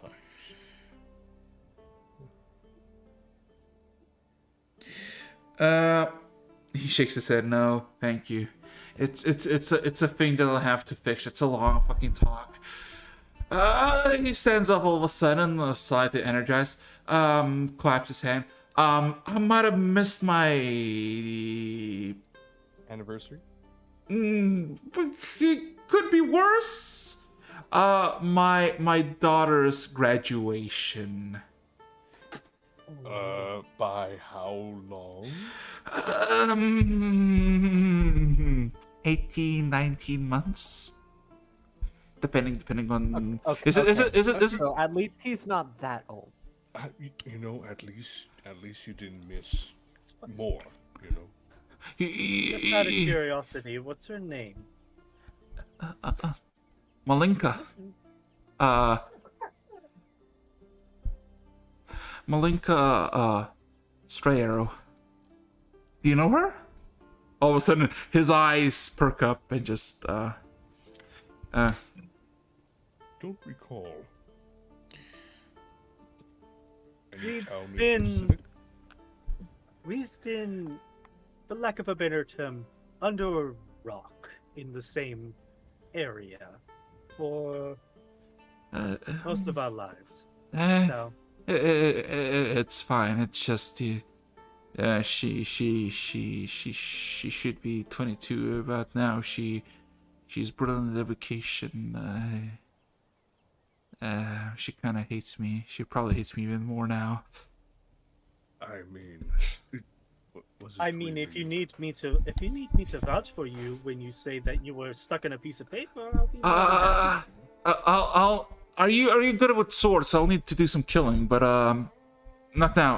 I'll need to do apologies. I'm sorry. There was a Are you sale. good with swords? There was a sale fail-safe thing that would happen if it went wrong. It went right, but it went as right as I thought. I was scattering the papers. They should have brought me together, but they didn't. They scattered me all over the place. Shit. I'll murder those motherfuckers. Is it alright if Sergal walks in about now? Yeah. He would kind of One like at a time the door we would kind walk of like in. slam open as Sergal bounds in excitedly. Hey Nathan, do you want to? And he stops. And he kind of eyes the wizard. Where did he come from? He just kind of looks around, looks back. Short. Waves. Long story short, the floor. This is Leo. Leo, this is Sergo. He's part of our group. He extends his Pleasure hand. to meet you. He extends his hand. Circle would Great. take it and shake it. Brett, do you think it would be best to get him in the main area? Maybe get him something to eat. Might be hungry. Something to. Yeah, I'm feeling a little bit peckish. Of course. Let's there are God. There are two more here with us. You don't get it. You don't get it. He walks out the hallway, and Inka is still and Elena is still eating the food, right? And then all of a sudden, Leo stares at her, and she stares back at him. There's an exchange. And he looks at me, and I look at her. Stop. He points. He points at her. You witch! Elena looks confused. Looks at all of you. Points with a half-eaten rib at him. Who's him? The man points at her. You. Hey, Leo, instead of just yelling at her, can you please tell me what's going on? She was one. I hired her. I gave her 70 gold pieces to keep the paper safe. Points again at her. Elena is absolutely fucking confused about this. She looks at all of you as Are you sure? Leo looks at her and kind of points, lowers his finger, looks at her again. No. It looks similar. Points again. Poor bastard. Points Poor again. bastard. Let me guess. They all look the same. What do you mean? No. Correct I'm answer. sure this is not. If I look at Elena, is she like? Can I insight Elena? See if Sure. if she doesn't know what the fuck's going on, or You know what? if she... Sure. Can I incite her as well? Sure, I'm curious sure. now. Okay. 'Cause I'm I need very to curious know if about. she's bullshitting or not. Let's see. All right, that's 24. Give me a second. Let me find what's her name. Okay. So not a word. Give me a second. I'm gonna quickly make sure that everything here is set.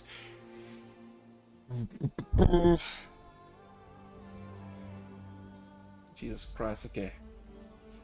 Okay, you rolled 24, didn't you? Yeah. So Dagger, you have no fucking clue.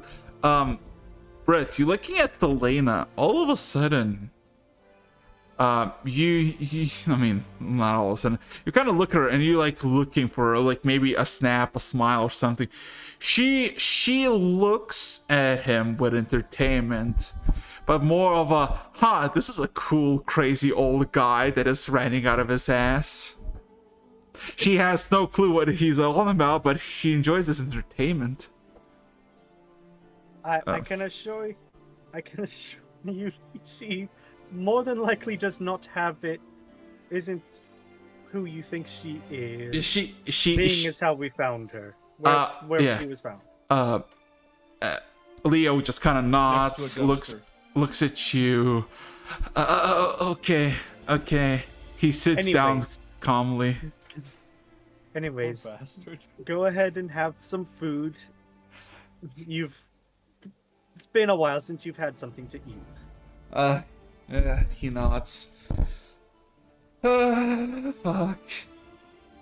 So, how is the Wraith reacting to this new appearance? Oh. Why did you fucking ask? Why did you fucking ask?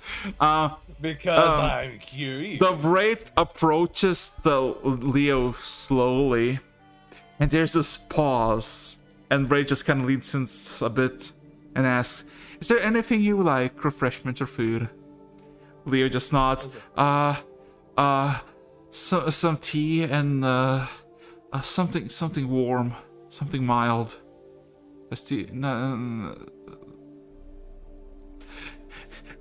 And basically, yeah, he orders himself some oatmeal. Okay.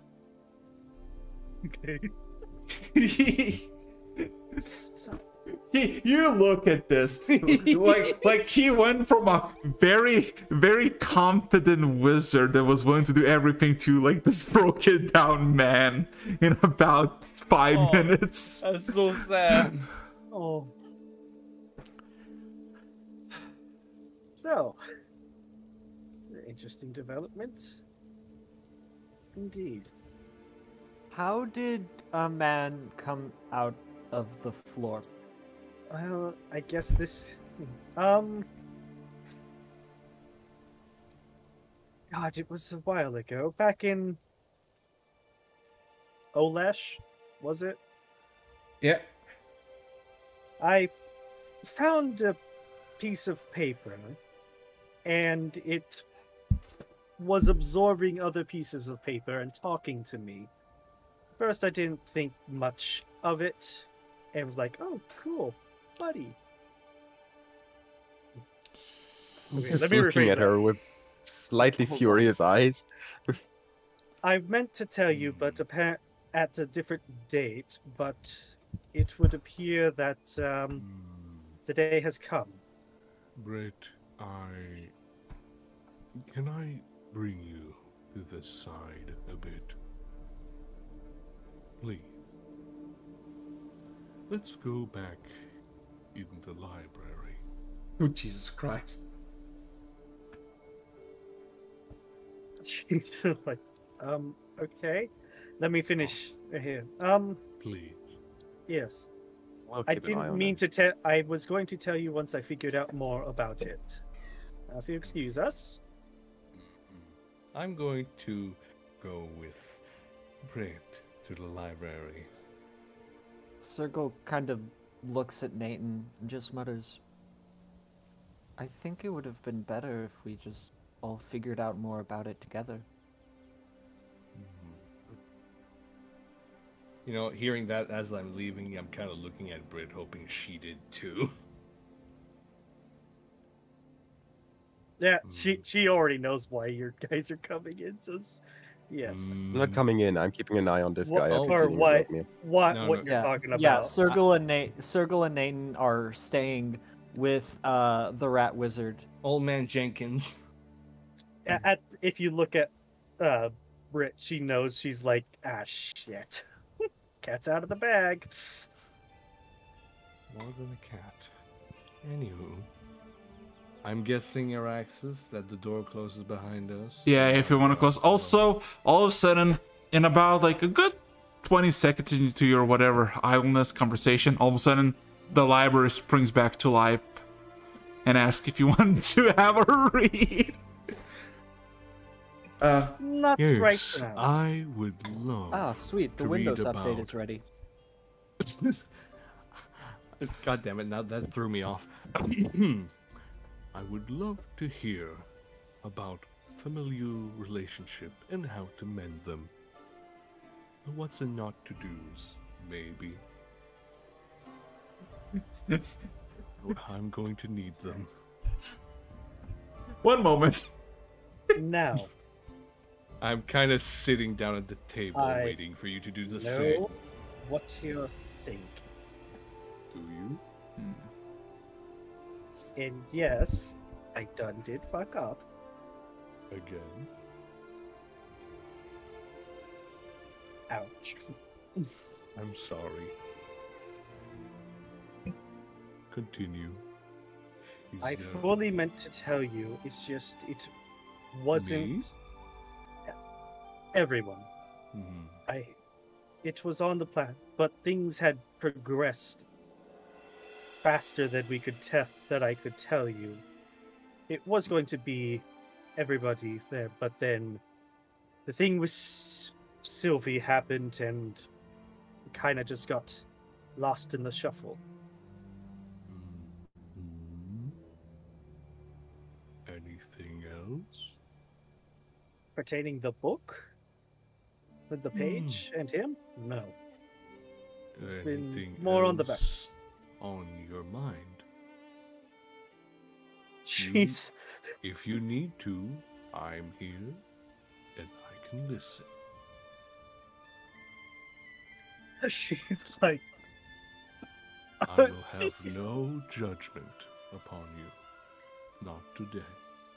Today, Jeez. it's a safe day for you. Please, bear away. She's going to think. Like, there's going to be a good amount of silence as she's thinking. She's mulling over whether or not she needs to say something. But you do know, just by looking at her, she does have a ton on her mind right now. Is she still standing up? Right now, yes. Brit, take a moment and sit down. It'll help. Do you want... I'm kind of looking at the room. Can we order a small beverage from here as well? There's a sharp no. All right. Thanks for anticlimactic additions library. Now, take a seat, relax, and we can talk. Take your time.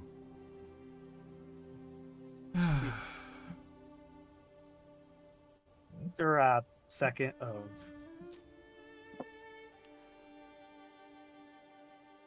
of thinking, she eventually sits down and just, twiddles the thumbs and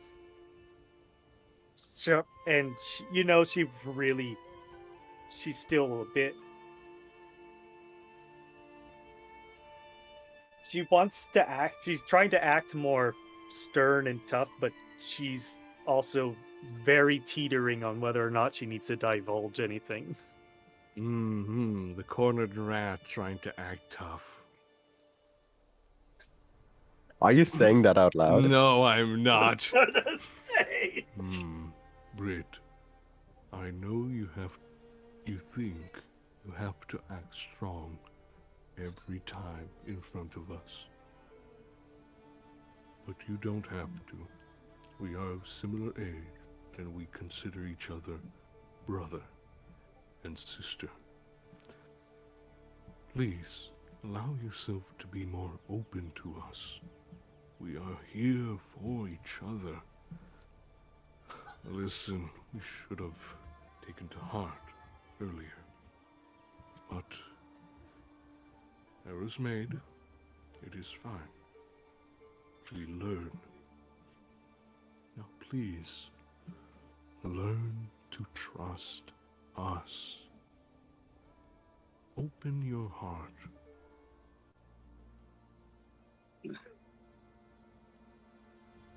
Please, not literally. Kind of small smile. Curious. Her head sinks down. It's like, and you quietly hear say, "But I'm Vito. I'm supposed to be the one who has the answer for everything." There's a difference between being a leader and an elder sibling in front of, well, people, strangers we don't know. It's fine. I won't judge you for having a character. But don't feel the need to boss us around or to act like authority. We chose you because we know you. You have a good heart. You want to do what's right. But this stress, this pressure, the things you want to say and can't say, I know it's a lot for you. I want to relieve you of such a burden, at the very least a little. I want to help. I We feel can all do. responsible for Sylvie's death and Karok leaving. To an extent, we all are. I will not fault your thinking that, but at least allow me to say this. Sylvie, although I did not see what happened, I assume, and I also did not hear any orders from you to do anything. I am still not too sure what happened, but I know it is not your fault. For Karok, mistakes happen. He has done a bit, and he has been questioned that. Okay, just a second. Okay, there we go. Have to grab the dog. But you saw the way I blew up at him. It was a stressful situation. I cannot say you were in the right. And just when I was starting to say, hey, maybe I went a bit rough on him, he leaves. For some reason, I have a feeling that it's not just you. And I would be glad if it wasn't just you. I also feel guilty. Guilty I helped him along, maybe. But our mistakes, what allows us to grow. But let's not blame ourselves for that. It still was Karok's choice. Honestly, I would ask, at the very least, what Farron and him talked about. But we're not ready for that conversation. No, I don't. You are fine. You were a good leader. Although you could stand to trust us a little bit more. Information should not be disclosed to one person, especially when it could affect us all, as improbable as it is. There are a few things that I haven't told you, but again, nothing inconsequential. I have no great secret. I simply look out for all of you, as you do me. I know. Anything else you'd want to share?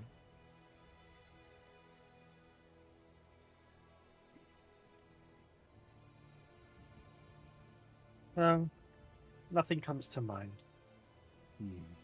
Then, if anything arises, be it personal or an item of interest, a possibility, do tell us. We will understand. You are the leader, but you are also our sister. Now, do you think we're ready to go back? Yes, I think we've left them with the interesting yet somewhat not all there wizard.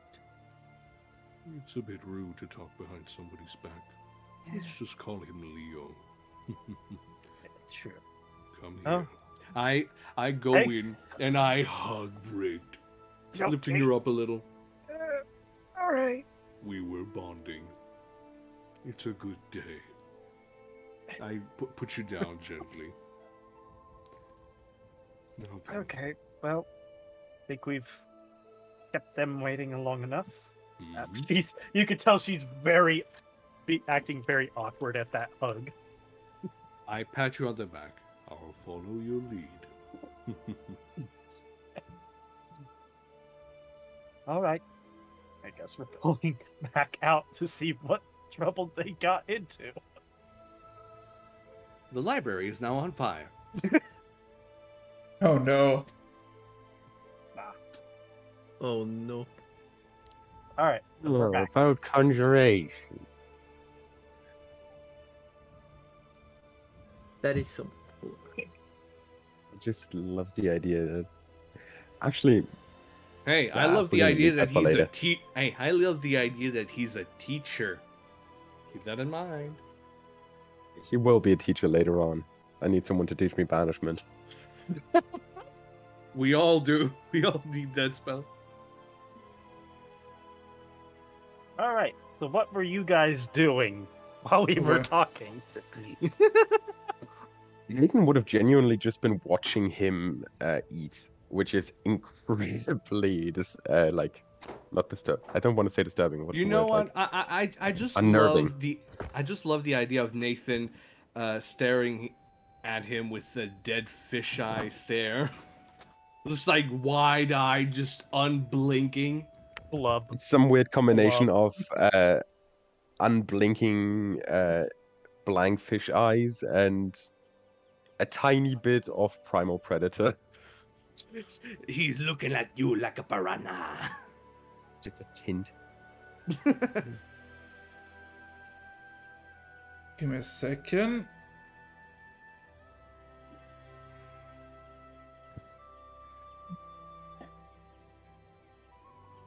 Oh, by the way, guys. Yeah. Okay. Anyway. So, right, this is a fucking loaded fucking morning. Holy shit. It is what it is. So is everybody else besides Brit and yeah, Farron, Chadwick, you wake up. You had a bed the size of you and bigger, so you could sleep on a bed. For once. For a horse that he slept on in years. And you did not woke up. Your head did not woke up in some gangster's bed. Head, bodiless. So that's good. And as you kind of walk in, you do find Farron. Where you saw him looking kind of miserable, confident, capable, but there's that miserable that I wish You notice the big and only change here is that all the books have moved from one side of the table to the other side.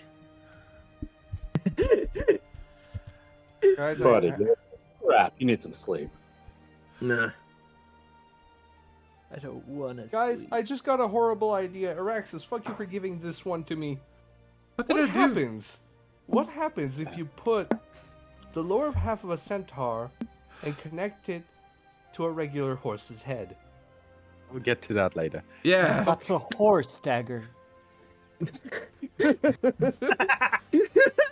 I mean, he's not wrong. Does that not make sense to you? It is not What wrong. happens if you add a horse's not wrong. head to a horse's body? You're putting the head back on the horse.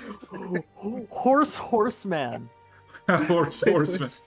Oh god. Hey, Anyway. horse, what you are. What is this conversation? No, it Yeah. becomes a horse tar. Oh, okay. No, that's if you have the upper body of a horse on the body. Of a Okay, horse. children, calm down. Okay, it is early in the morning. All of you are waking up. Where are you gonna go? What are you gonna do? Alright, I asked the library. for I a book. am. I have am more heading to out do. to find any sort of guild, and I am going to ask if there's any bandits or any sort of sentient life that they need taken care of. Ooh, roll an investigation check. Oh, and Hey, Chadwick? hey, Gil. Chadwick, you have do you my, have any humans for a that I circle. can go kill? Alright, Chadwick, by the way, if you're leaving after that note, he tosses you the infinite alcohol. Thank you. I could really use that. Sergal would I look to Nate and BRB food. do you want to go and train somewhere? It's been a while since we've had a good spar. A good spa. Like out of nowhere, just randomly. Yeah. Just random. Just random sparring. Yeah, totally. It's been a while. It's been a Incredibly. while. Spa. Spar day. Can we leave this guy alone? Looking over to Leo. I just assume like I just catch him like with a spoonful of oatmeal like still in his mouth. If you merge the room sections, you can just have him stuck with Farron. He's not going anywhere. I couldn't get access to it. I already tried. Mm. Wait, you didn't ask the Minotaur? I couldn't get to the Minotaur. Why not? Because when you open the door to Hawktown, you immediately get teleported to your room. You cannot access the hallway. Just ask the voices. Terrible I already customer did. service. They can. Help me. Yeah. This was all done Terrible during customer text service. while Sergal and Nathan were doing their thing. Mission failed successfully. No, just mission failed. So yeah, I no, mean- there's no way to actually do it. So He's I've a already- wizard, right? With no spells. Yeah, Taking exactly. a long rest. He needs a rest. He He's still a has wizard cantrips. with no spells. All he has is cantrips. But even those need hand movement. So we could just hog tie him. You're Circle not is talking- hog-tying. Circle is just saying this out Realistically loud speaking, in front realistically of this guy. speaking, the two of us are, like within the group, the two of us are probably the most adept at mage killing, which doesn't mean a lot, but I'm gonna kill us. Are you gonna kill me? Why Yeah. is this even a discussion, guys? like, Oh no. It's not. Why It's is not this- about killing him, though. It's about so, making sure I mean, he I knows just that mean we know what can we kill should him. need to do. Circle is like talking to Nathan, but he's pointedly looking at the wizard at the same Oh, no. time. So it's kind of like I I told am you guys to talking look. to be overheard. I told you to look after him, not murder the bastard. We're not going to unless he tries something funny. Oh, I mean, what he's doing is he's gonna eat, and asks if he can go to any of these rooms to sleep. He's actually like very full now and now wants to sleep. I mean, I'm sure the library curiosity, will gladly accommodate. Asking the wraith or like the shade, whatever, can you lock rooms? nah, it nods with confirmation. I'd let him sleep in my room then, with the specific requirement that I get to lock the door after he's inside. He would agree with it and starts walking, then stops halfway through walking to your room and looks back at you. Will you let me out? It doesn't matter. Walks in anyway. Once I'm back, yes. Good night or morning. I don't know. I don't care. Good night. Good day. Have a good sleep. Good day. That's a good one. Goes inside, closes the door shut behind him. I like him. Like He doesn't seem terrible. The only reason why I volunteered my own bed is because if I breathed through my gills, I didn't need to smell the bed afterwards. We didn't ask him to take a bath. anyway.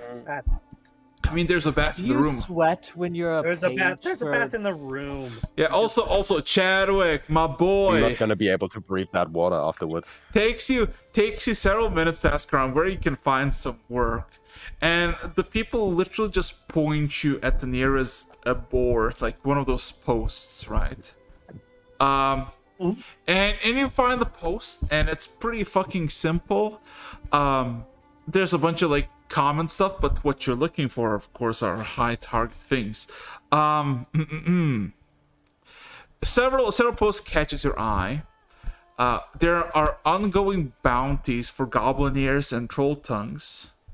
2 gold pieces for a pair of goblin ears and 15 gold pieces for a troll tongue. There is a sighting of marauding tribe of giants.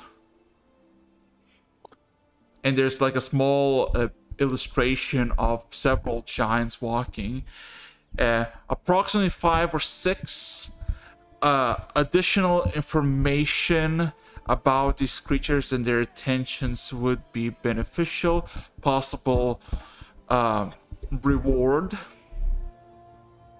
And it says speak with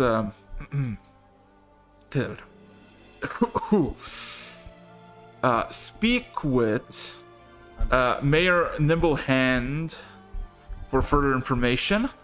And there is also yes, Nimblehand. Oh my fucking god, shut up.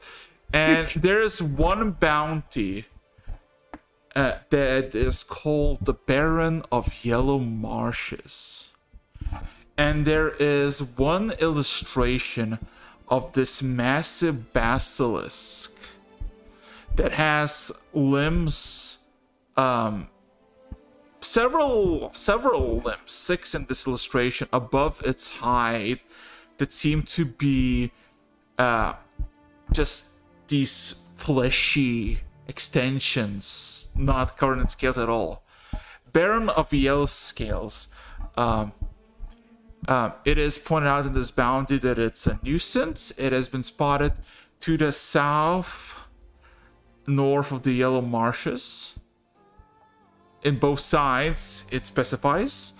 And the bounty for its death that can be presented by bringing its whole head or its severed limbs is 1,700 gold pieces.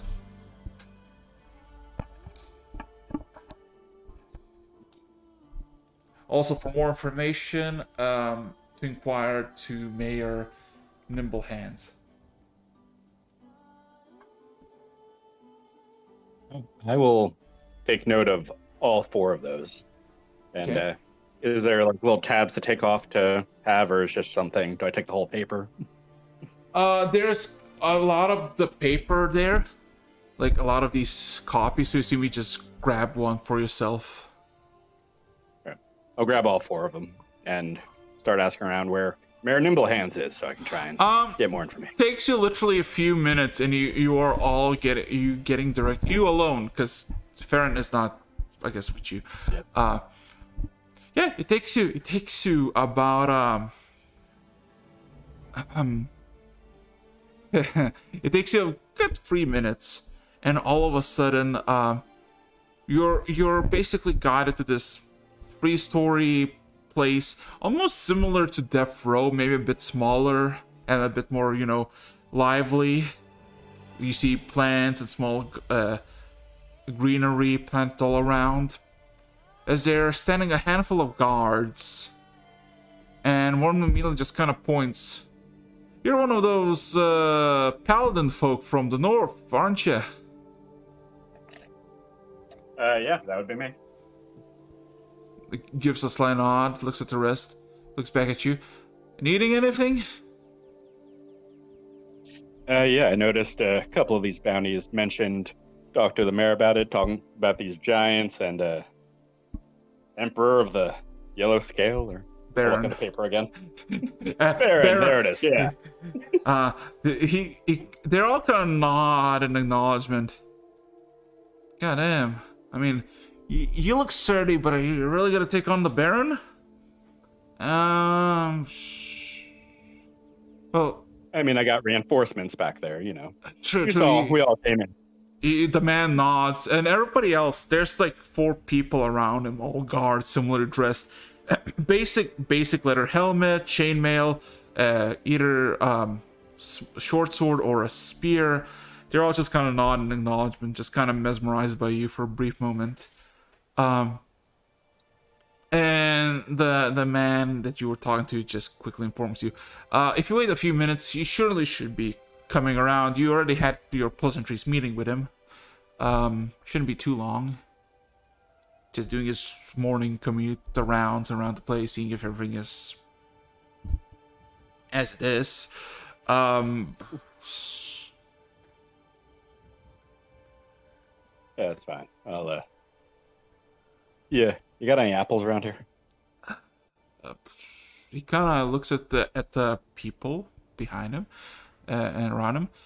One of them all of a sudden grabs through a pouch, grabs an apple, fresh enough, and kind of gives it to you. He kind of looks up at you as he presents the apple. Got any stories? It's to pass the time. I'll shine it on my hip, take a bite into it, and start recounting the tales of Death Hoof. Okay. So, take several minutes, and by your fucking surprise... Give me a second, where is it? I have so much shit on my desktop and my folders. There's too many folders. Too many folders. Give me a second, where is it? Can I not find it? I cannot find it. Give me a second. Where is it? Where is it? Where is it? Why is it not showing up? Okay, it's not even showing up on the OBS. I'm sad. Give me a second. But while I present the picture, basically the halfling that you met up yesterday by the wall that asked you those odd questions while guards were pointing their crossbows at you and then let you into the city, he literally walks by and kind of walks past you and walks to the guards and looks back at you, points at you. Ah, I remember ye from yesterday. Are you here for official business or just enjoying the sights? One of the guardsmen, before you say anything, he's here for the Baron. The halfling claps his hands in excitement. Are you now?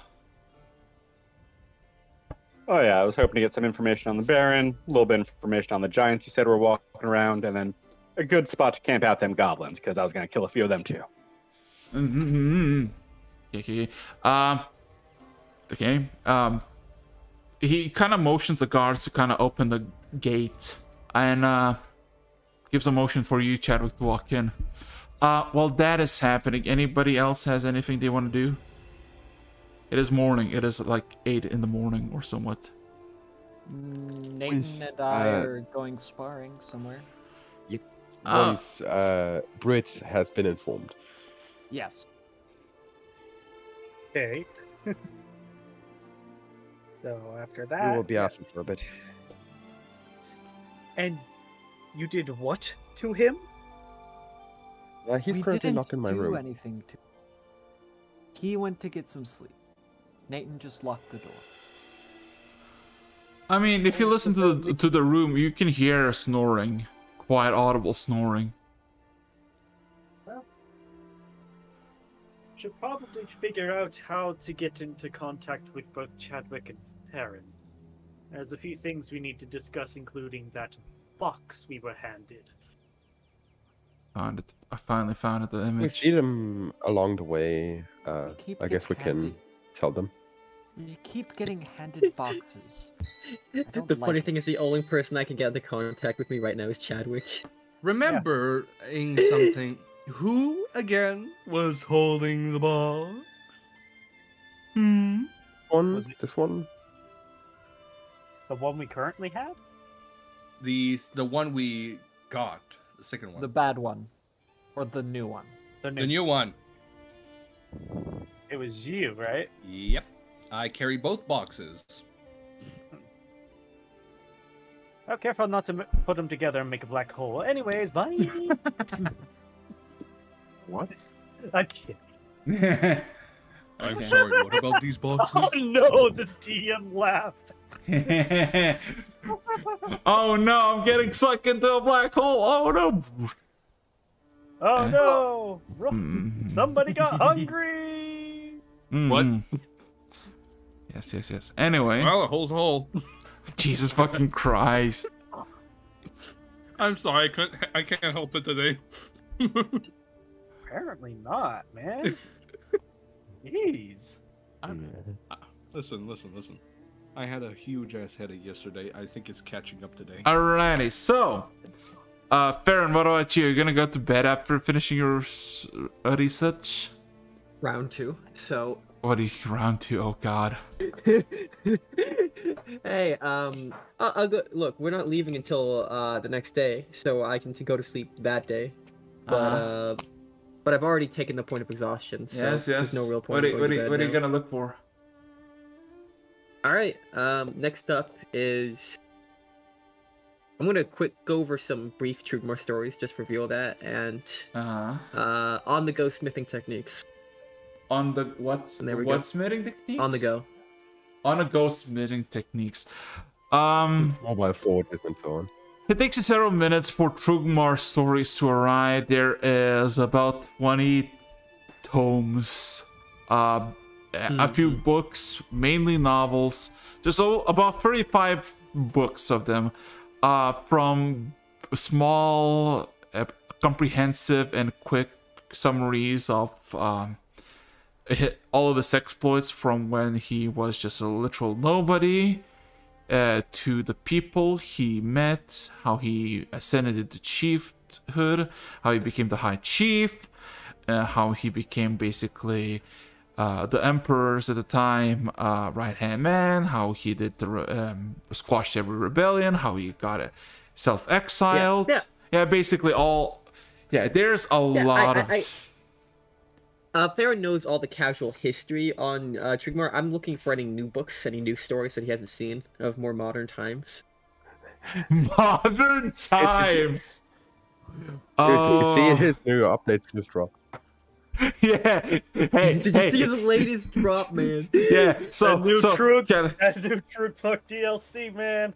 Hey, all I'm just saying, yeah. Let me just see what Jesus has been doing in 2023. I'm curious. What Jesus has been doing? Yeah, let's see his new shit. But yeah, any stories Farron hasn't seen before? Assuming Farron's covered all of the more well-known stories. Or you can roll me an investigation check. As for the smithing techniques, there's about a dozen books, mainly treatise, like not treatise, but more like guides, from how to repair a forge, how to deal with both common and more intricate problems, to how to make I guess on-the-go repairs, mainly on how to make a makeshift forge for quick and that book. Yeah, that book. That book. It is called simply smithing on the go, and it's perfect. And it's been published by the Doran Empire's mining, smithing, and refinery guilds. Yes, it's about a 2,000-page tome that weighs over 40 pounds. Yes. All right, we're gonna narrow this book some down. I'm gonna look to the chapter section again and purposely skip through some chapters that, as a smith, I actually already know about. We're gonna see how much we can cut that time You can roll me intelligence check on that and investigation for the Trugmar stories. Yeah. Investigation is a 13, by the way. Yeah. Ooh, yeah, no, I don't know. No, these are some funky terms they're using here. These guilds. Yes, funky terms. Sit down with the book and head onto the book. Yeah. No, brain just shut off. Okay, for Farron, hells is a hydraulic press. Farron, I'm just gonna say this for Trugmar's side, not a lot, nothing new. Just maybe a lot of like a niche details, like I didn't know that this was a thing, but it's cool, like a small minor detail in something that you maybe overlooked or something. For the blacksmithing book, you feel fucking insulted, cause it's literal like. From all means, this is a book that a person who never touched an anvil in a forge could become kind of somewhat capable smith in like, you know, several months of practice. You look at this as, you almost read into this as this book is taunting you, like, oh, look at you, doesn't know the very basics about maintaining a forge, and you get genuinely angry at it. Yeah, it's just slam it, just shut. Oh yeah, also, another point of exhaustion. Brett, don't I get a save on this? You let me save last time. You can roll. You can, failed this time. You can roll with disadvantage. You can roll with disadvantage if you want. But you're technically not supposed to... alright, I guess he's special rolling this. Yeah, because you rolled a natural 1 on intelligence. Yeah, that was an intelligence to look into important chapters. It wasn't a saving I'm just saying, you've been away for over 20 hours, and most of it was literally going through books. You're frustrated, you're tired. Also, ability checks with disadvantage I overlooked that as well, so shut up. Oh, hey, yeah. no, I casted magic. That gives me advantage, which counteracts disadvantage. Flat roll. That's why I didn't roll with advantage this time. Hush. I know what I do. That's cool.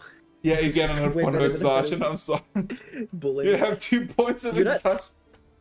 To be fair here, you're not technically supposed to roll until the next day. So I thought because I had just rolled for it, I was good. Usually not how it works. If you want to run it, that's fine. That's fine. But no. Basically, if you continuously doing work while you're awake, you tend to get exhaustion. I mean, you're not gonna go all of a sudden into 3 and 4, but basically you're gonna be hard stuck on 3 if you continue just doing this. Because you're not gonna die because you read too much. You're gonna just pass out and then wake up. That sounds like a noble way to die. I shall read. The scribe's death. Not a warrior, the scribe. Trumar has abandoned you. Goodbye. Goes to the public library instead of Valhalla. Oh no. Oh no. My afterlife is the public library. Good luck being a literate ghost.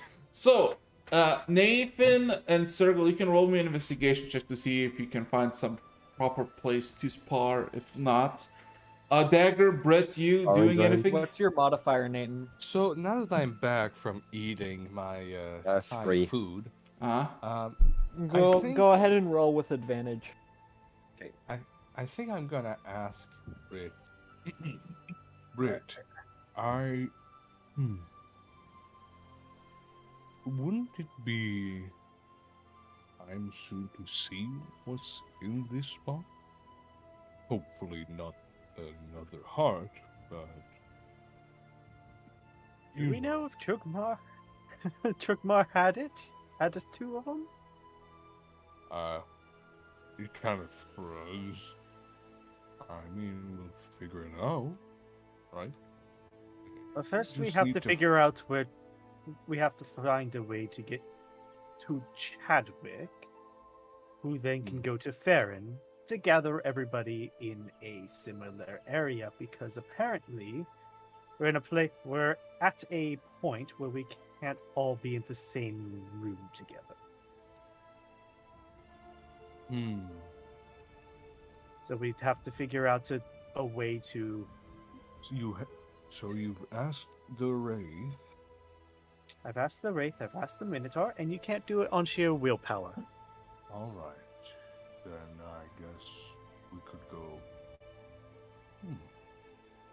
Wraith. Does this library also offer maps? Temporary maps? Of the region? You asked the library? Yes. We do not. So no records of cartography. That's unfortunate. Well, I guess we could just... How about we go, Britt? Look for a place where we could assemble everyone. I doubt a tavern would be good. especially if it's anything like last time. This is very true. A secure location. So, shall we? We can always return. True. Sure, why not? I don't think our friend Leo's going anywhere. You can hear him snoring. Arthur? Arthur? Yeah, he looks at you. You wish to join you wish to join us? A quick walk He to help you digest. he nods. Elena also just kind of nods as fuck it. I'm gonna go as well. I can eat so much. She's gonna Remind me to ask you a few questions later on. Sure. She grabs one of the ribs off the fucking plate and just walks out. Does it turn to dust? Well, as she opens the exit. I cannot describe you this. Literally Oblivion or Scarmo, when they open the door slightly opens up and they disappear. Does the meat disappear too, or does the meat disappears too? Okay. Anyways, Arthur also. I'm just gonna. Yeah. I'm ordering a piece of bread before we go. Breakfast to go. Sure, you get a piece of bread. Okay, now we go. Okay, Sure, as you walk, we should also look for Chadwick, just in case Sergal and Nathan don't have any luck about it. Oh yeah, as you walk out, all four of you are outside, and you realize that the food does not transport. As you see disappointed Elena with no ribs and Dagger with no bread. Oh. Yeah. Sadness. It is cruel sometimes. It is how it is sometimes, you know. Oh yeah. Chadwick, my boy, if you're still here. Yeah, I'm still here. Yes, yes, yes. So the halfling, it's a pretty nice place. It's like a small garden inside of the mayor's courtyard. You go inside, literally at the first door in front of the entrance. A big door is his office. He walks in. He kind of looks back at you. By the way, my name is Zach Nibblehands. A pleasure. I'm sorry about the whole thing yesterday. I just wanted to make sure, but I mean, here for the Sinosaur, or I mean X apparently. So you know, it is how it is. You're gonna go for the Baron of the Riello Marshes. That's what I'm supposed to think. Yeah, that's gonna be one of our targets. And of course the Giants, of course. What did you do? Yeah, the Giants do. And the trolls and the goblins as well. He kind of looks at. I guess you have the papers in your hand, just clutching them. Yeah, I was gonna, start small, get the feel for the goblins of the area, and then work up to taking out that basilisk for you. Okay, so basic just as if you walk out south, if you go to your left, there are a handful of farmers and a few hunters. They keep track on the goblins, and they will inform you if they know if there's any of them. If you go right, there's also a few farms. Look for a large patch of premature cabbage. There is an elderly couple there, both elves. Say they spotted a group of giants somewhere around there. With the giants, see if they're friendly. They usually don't travel this close. If they're hostile, inform them. If you can kill them, you can kill them.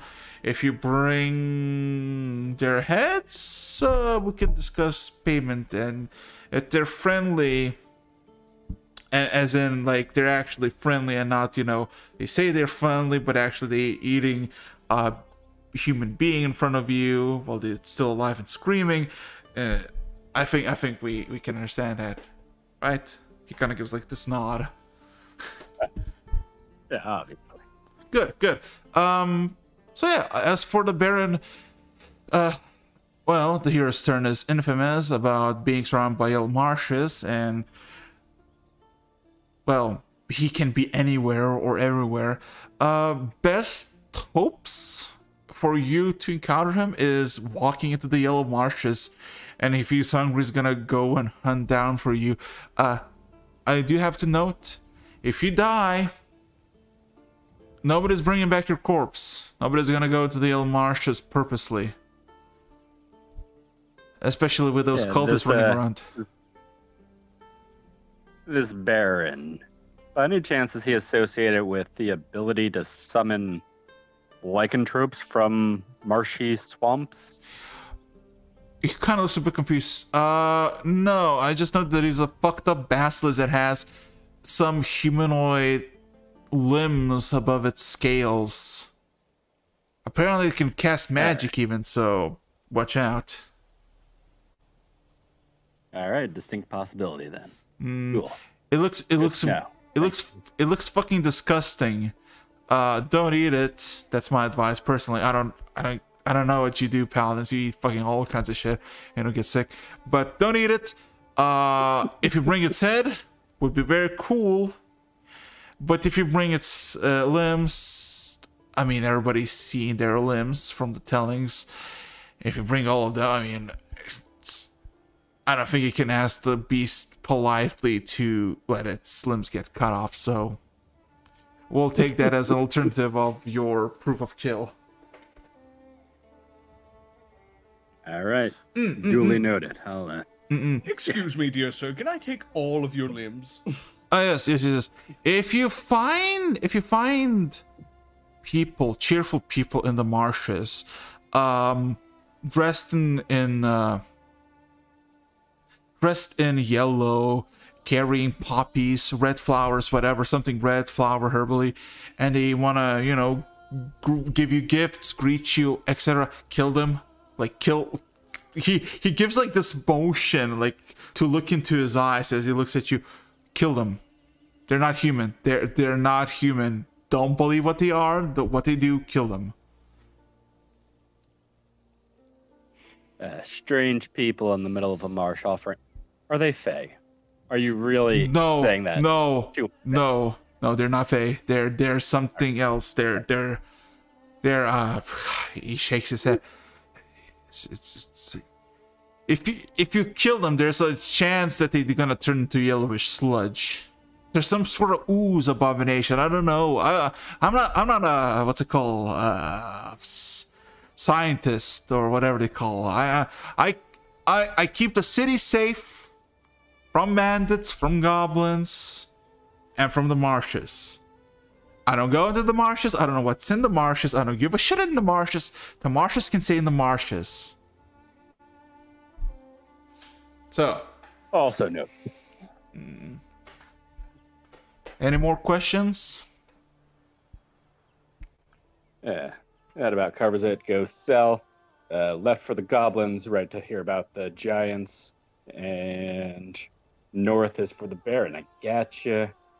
All right, and I'll turn around and message Farron on my way out. Hey, buddy, you ready to go out and kill some things? Buddy? He's dead on the floor. The stupid book. What? Finishing up with the child's rendition of smithing. Smithing for dummies. Literally, he feels dwarvish insults. Imagine giving a dwarvish smith a 101 smithing book. Imagine if that dwarf picked out the book himself. He does not accept that reality. Oh, alright. Well, that's gonna be very fucked up. Okay, and as for... Okay. Sound like you could use a break anyway. Oh yeah, Nathan and Sergal. You you wander a town a bit, you know, you see if you can find any sparring, and you do find some people, teenagers and the what, where guards essentially train, literally to spar to pass the time. Mainly just, you know, for fun and to practice, or drills whenever they come once every blue moon. And they're willing to take you there for 2 silver pieces. Nathan and Sergil, you have a decision to make. Sergil? Sounds a fair price to me. Okay. They give you, and about 2 minutes later, you find yourself in literally just an open area in the middle of the city by the wall where the stone roads end, and there is like this patch of green grass that has been trampled over for years, or maybe even decades, or even longer by people. As you see, there is just these tiny fences that basically parts people from one place to another, and it's empty at the moment. It's literally empty. There could be like 8 consecutive fights going at this very moment. There's empty. And as soon as you are shown this location, the kids run off. So Circle would shout after them, "Thank you kindly. Don't get into too much trouble." Then he turns to Nathan. "So, rules of engagement?" As he pulls his shield off his back and straps it onto his arm.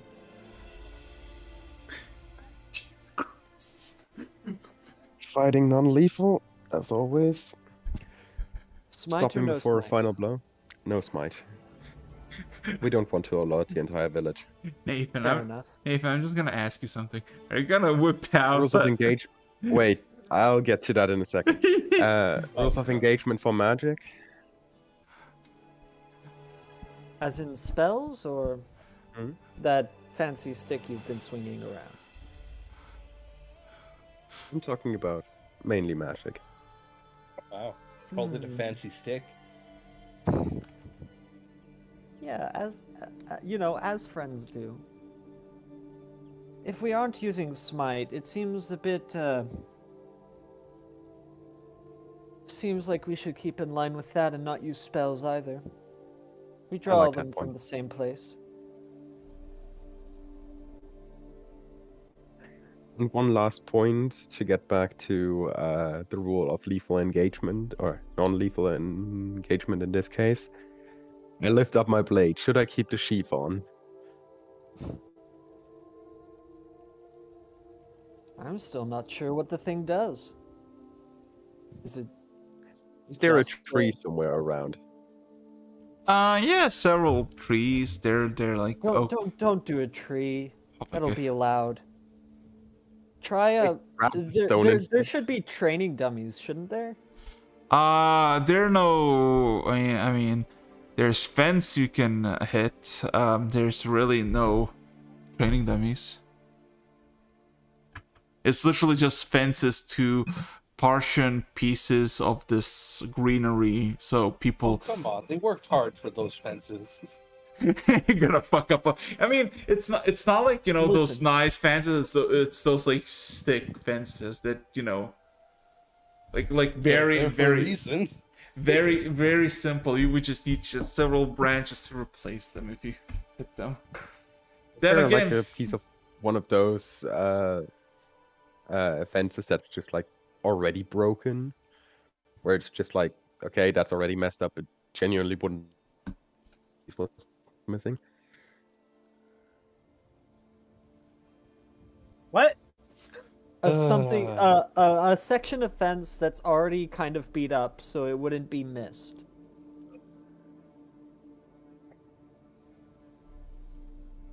Eric. Is there a section of fence that's already like kind of broken or? Yes. There. How to say this? It is not a pristine fence. It's basically to make sure that one fight doesn't divulge into a pit fight or several fights. So yeah. No mosh pit. What's Yeah. the point in breaking a broken fence? I mean, it's It's gonna be. merely testing like how effortlessly the sword goes through a stick, which can be pretty freaky to look at. My question is, do we prop up this piece of the fence somewhere, or are you the one holding it? Urgle will totally hold it. It's a lot of trust. Heck yeah, it's a lot of trust. Nate. What's It's called family, Nate. I could only dream of being this ballsy. There's that one scene from that one movie where Jack Black has to hold out a cigarette box for a gun to shoot and blows up the door. Yeah, that's how I feel about it. Yeah. So probably not a good idea. No, you can do it. No. I mean, Nathan. Definitely not a good idea. Boys. Nathan. Boys will be boys.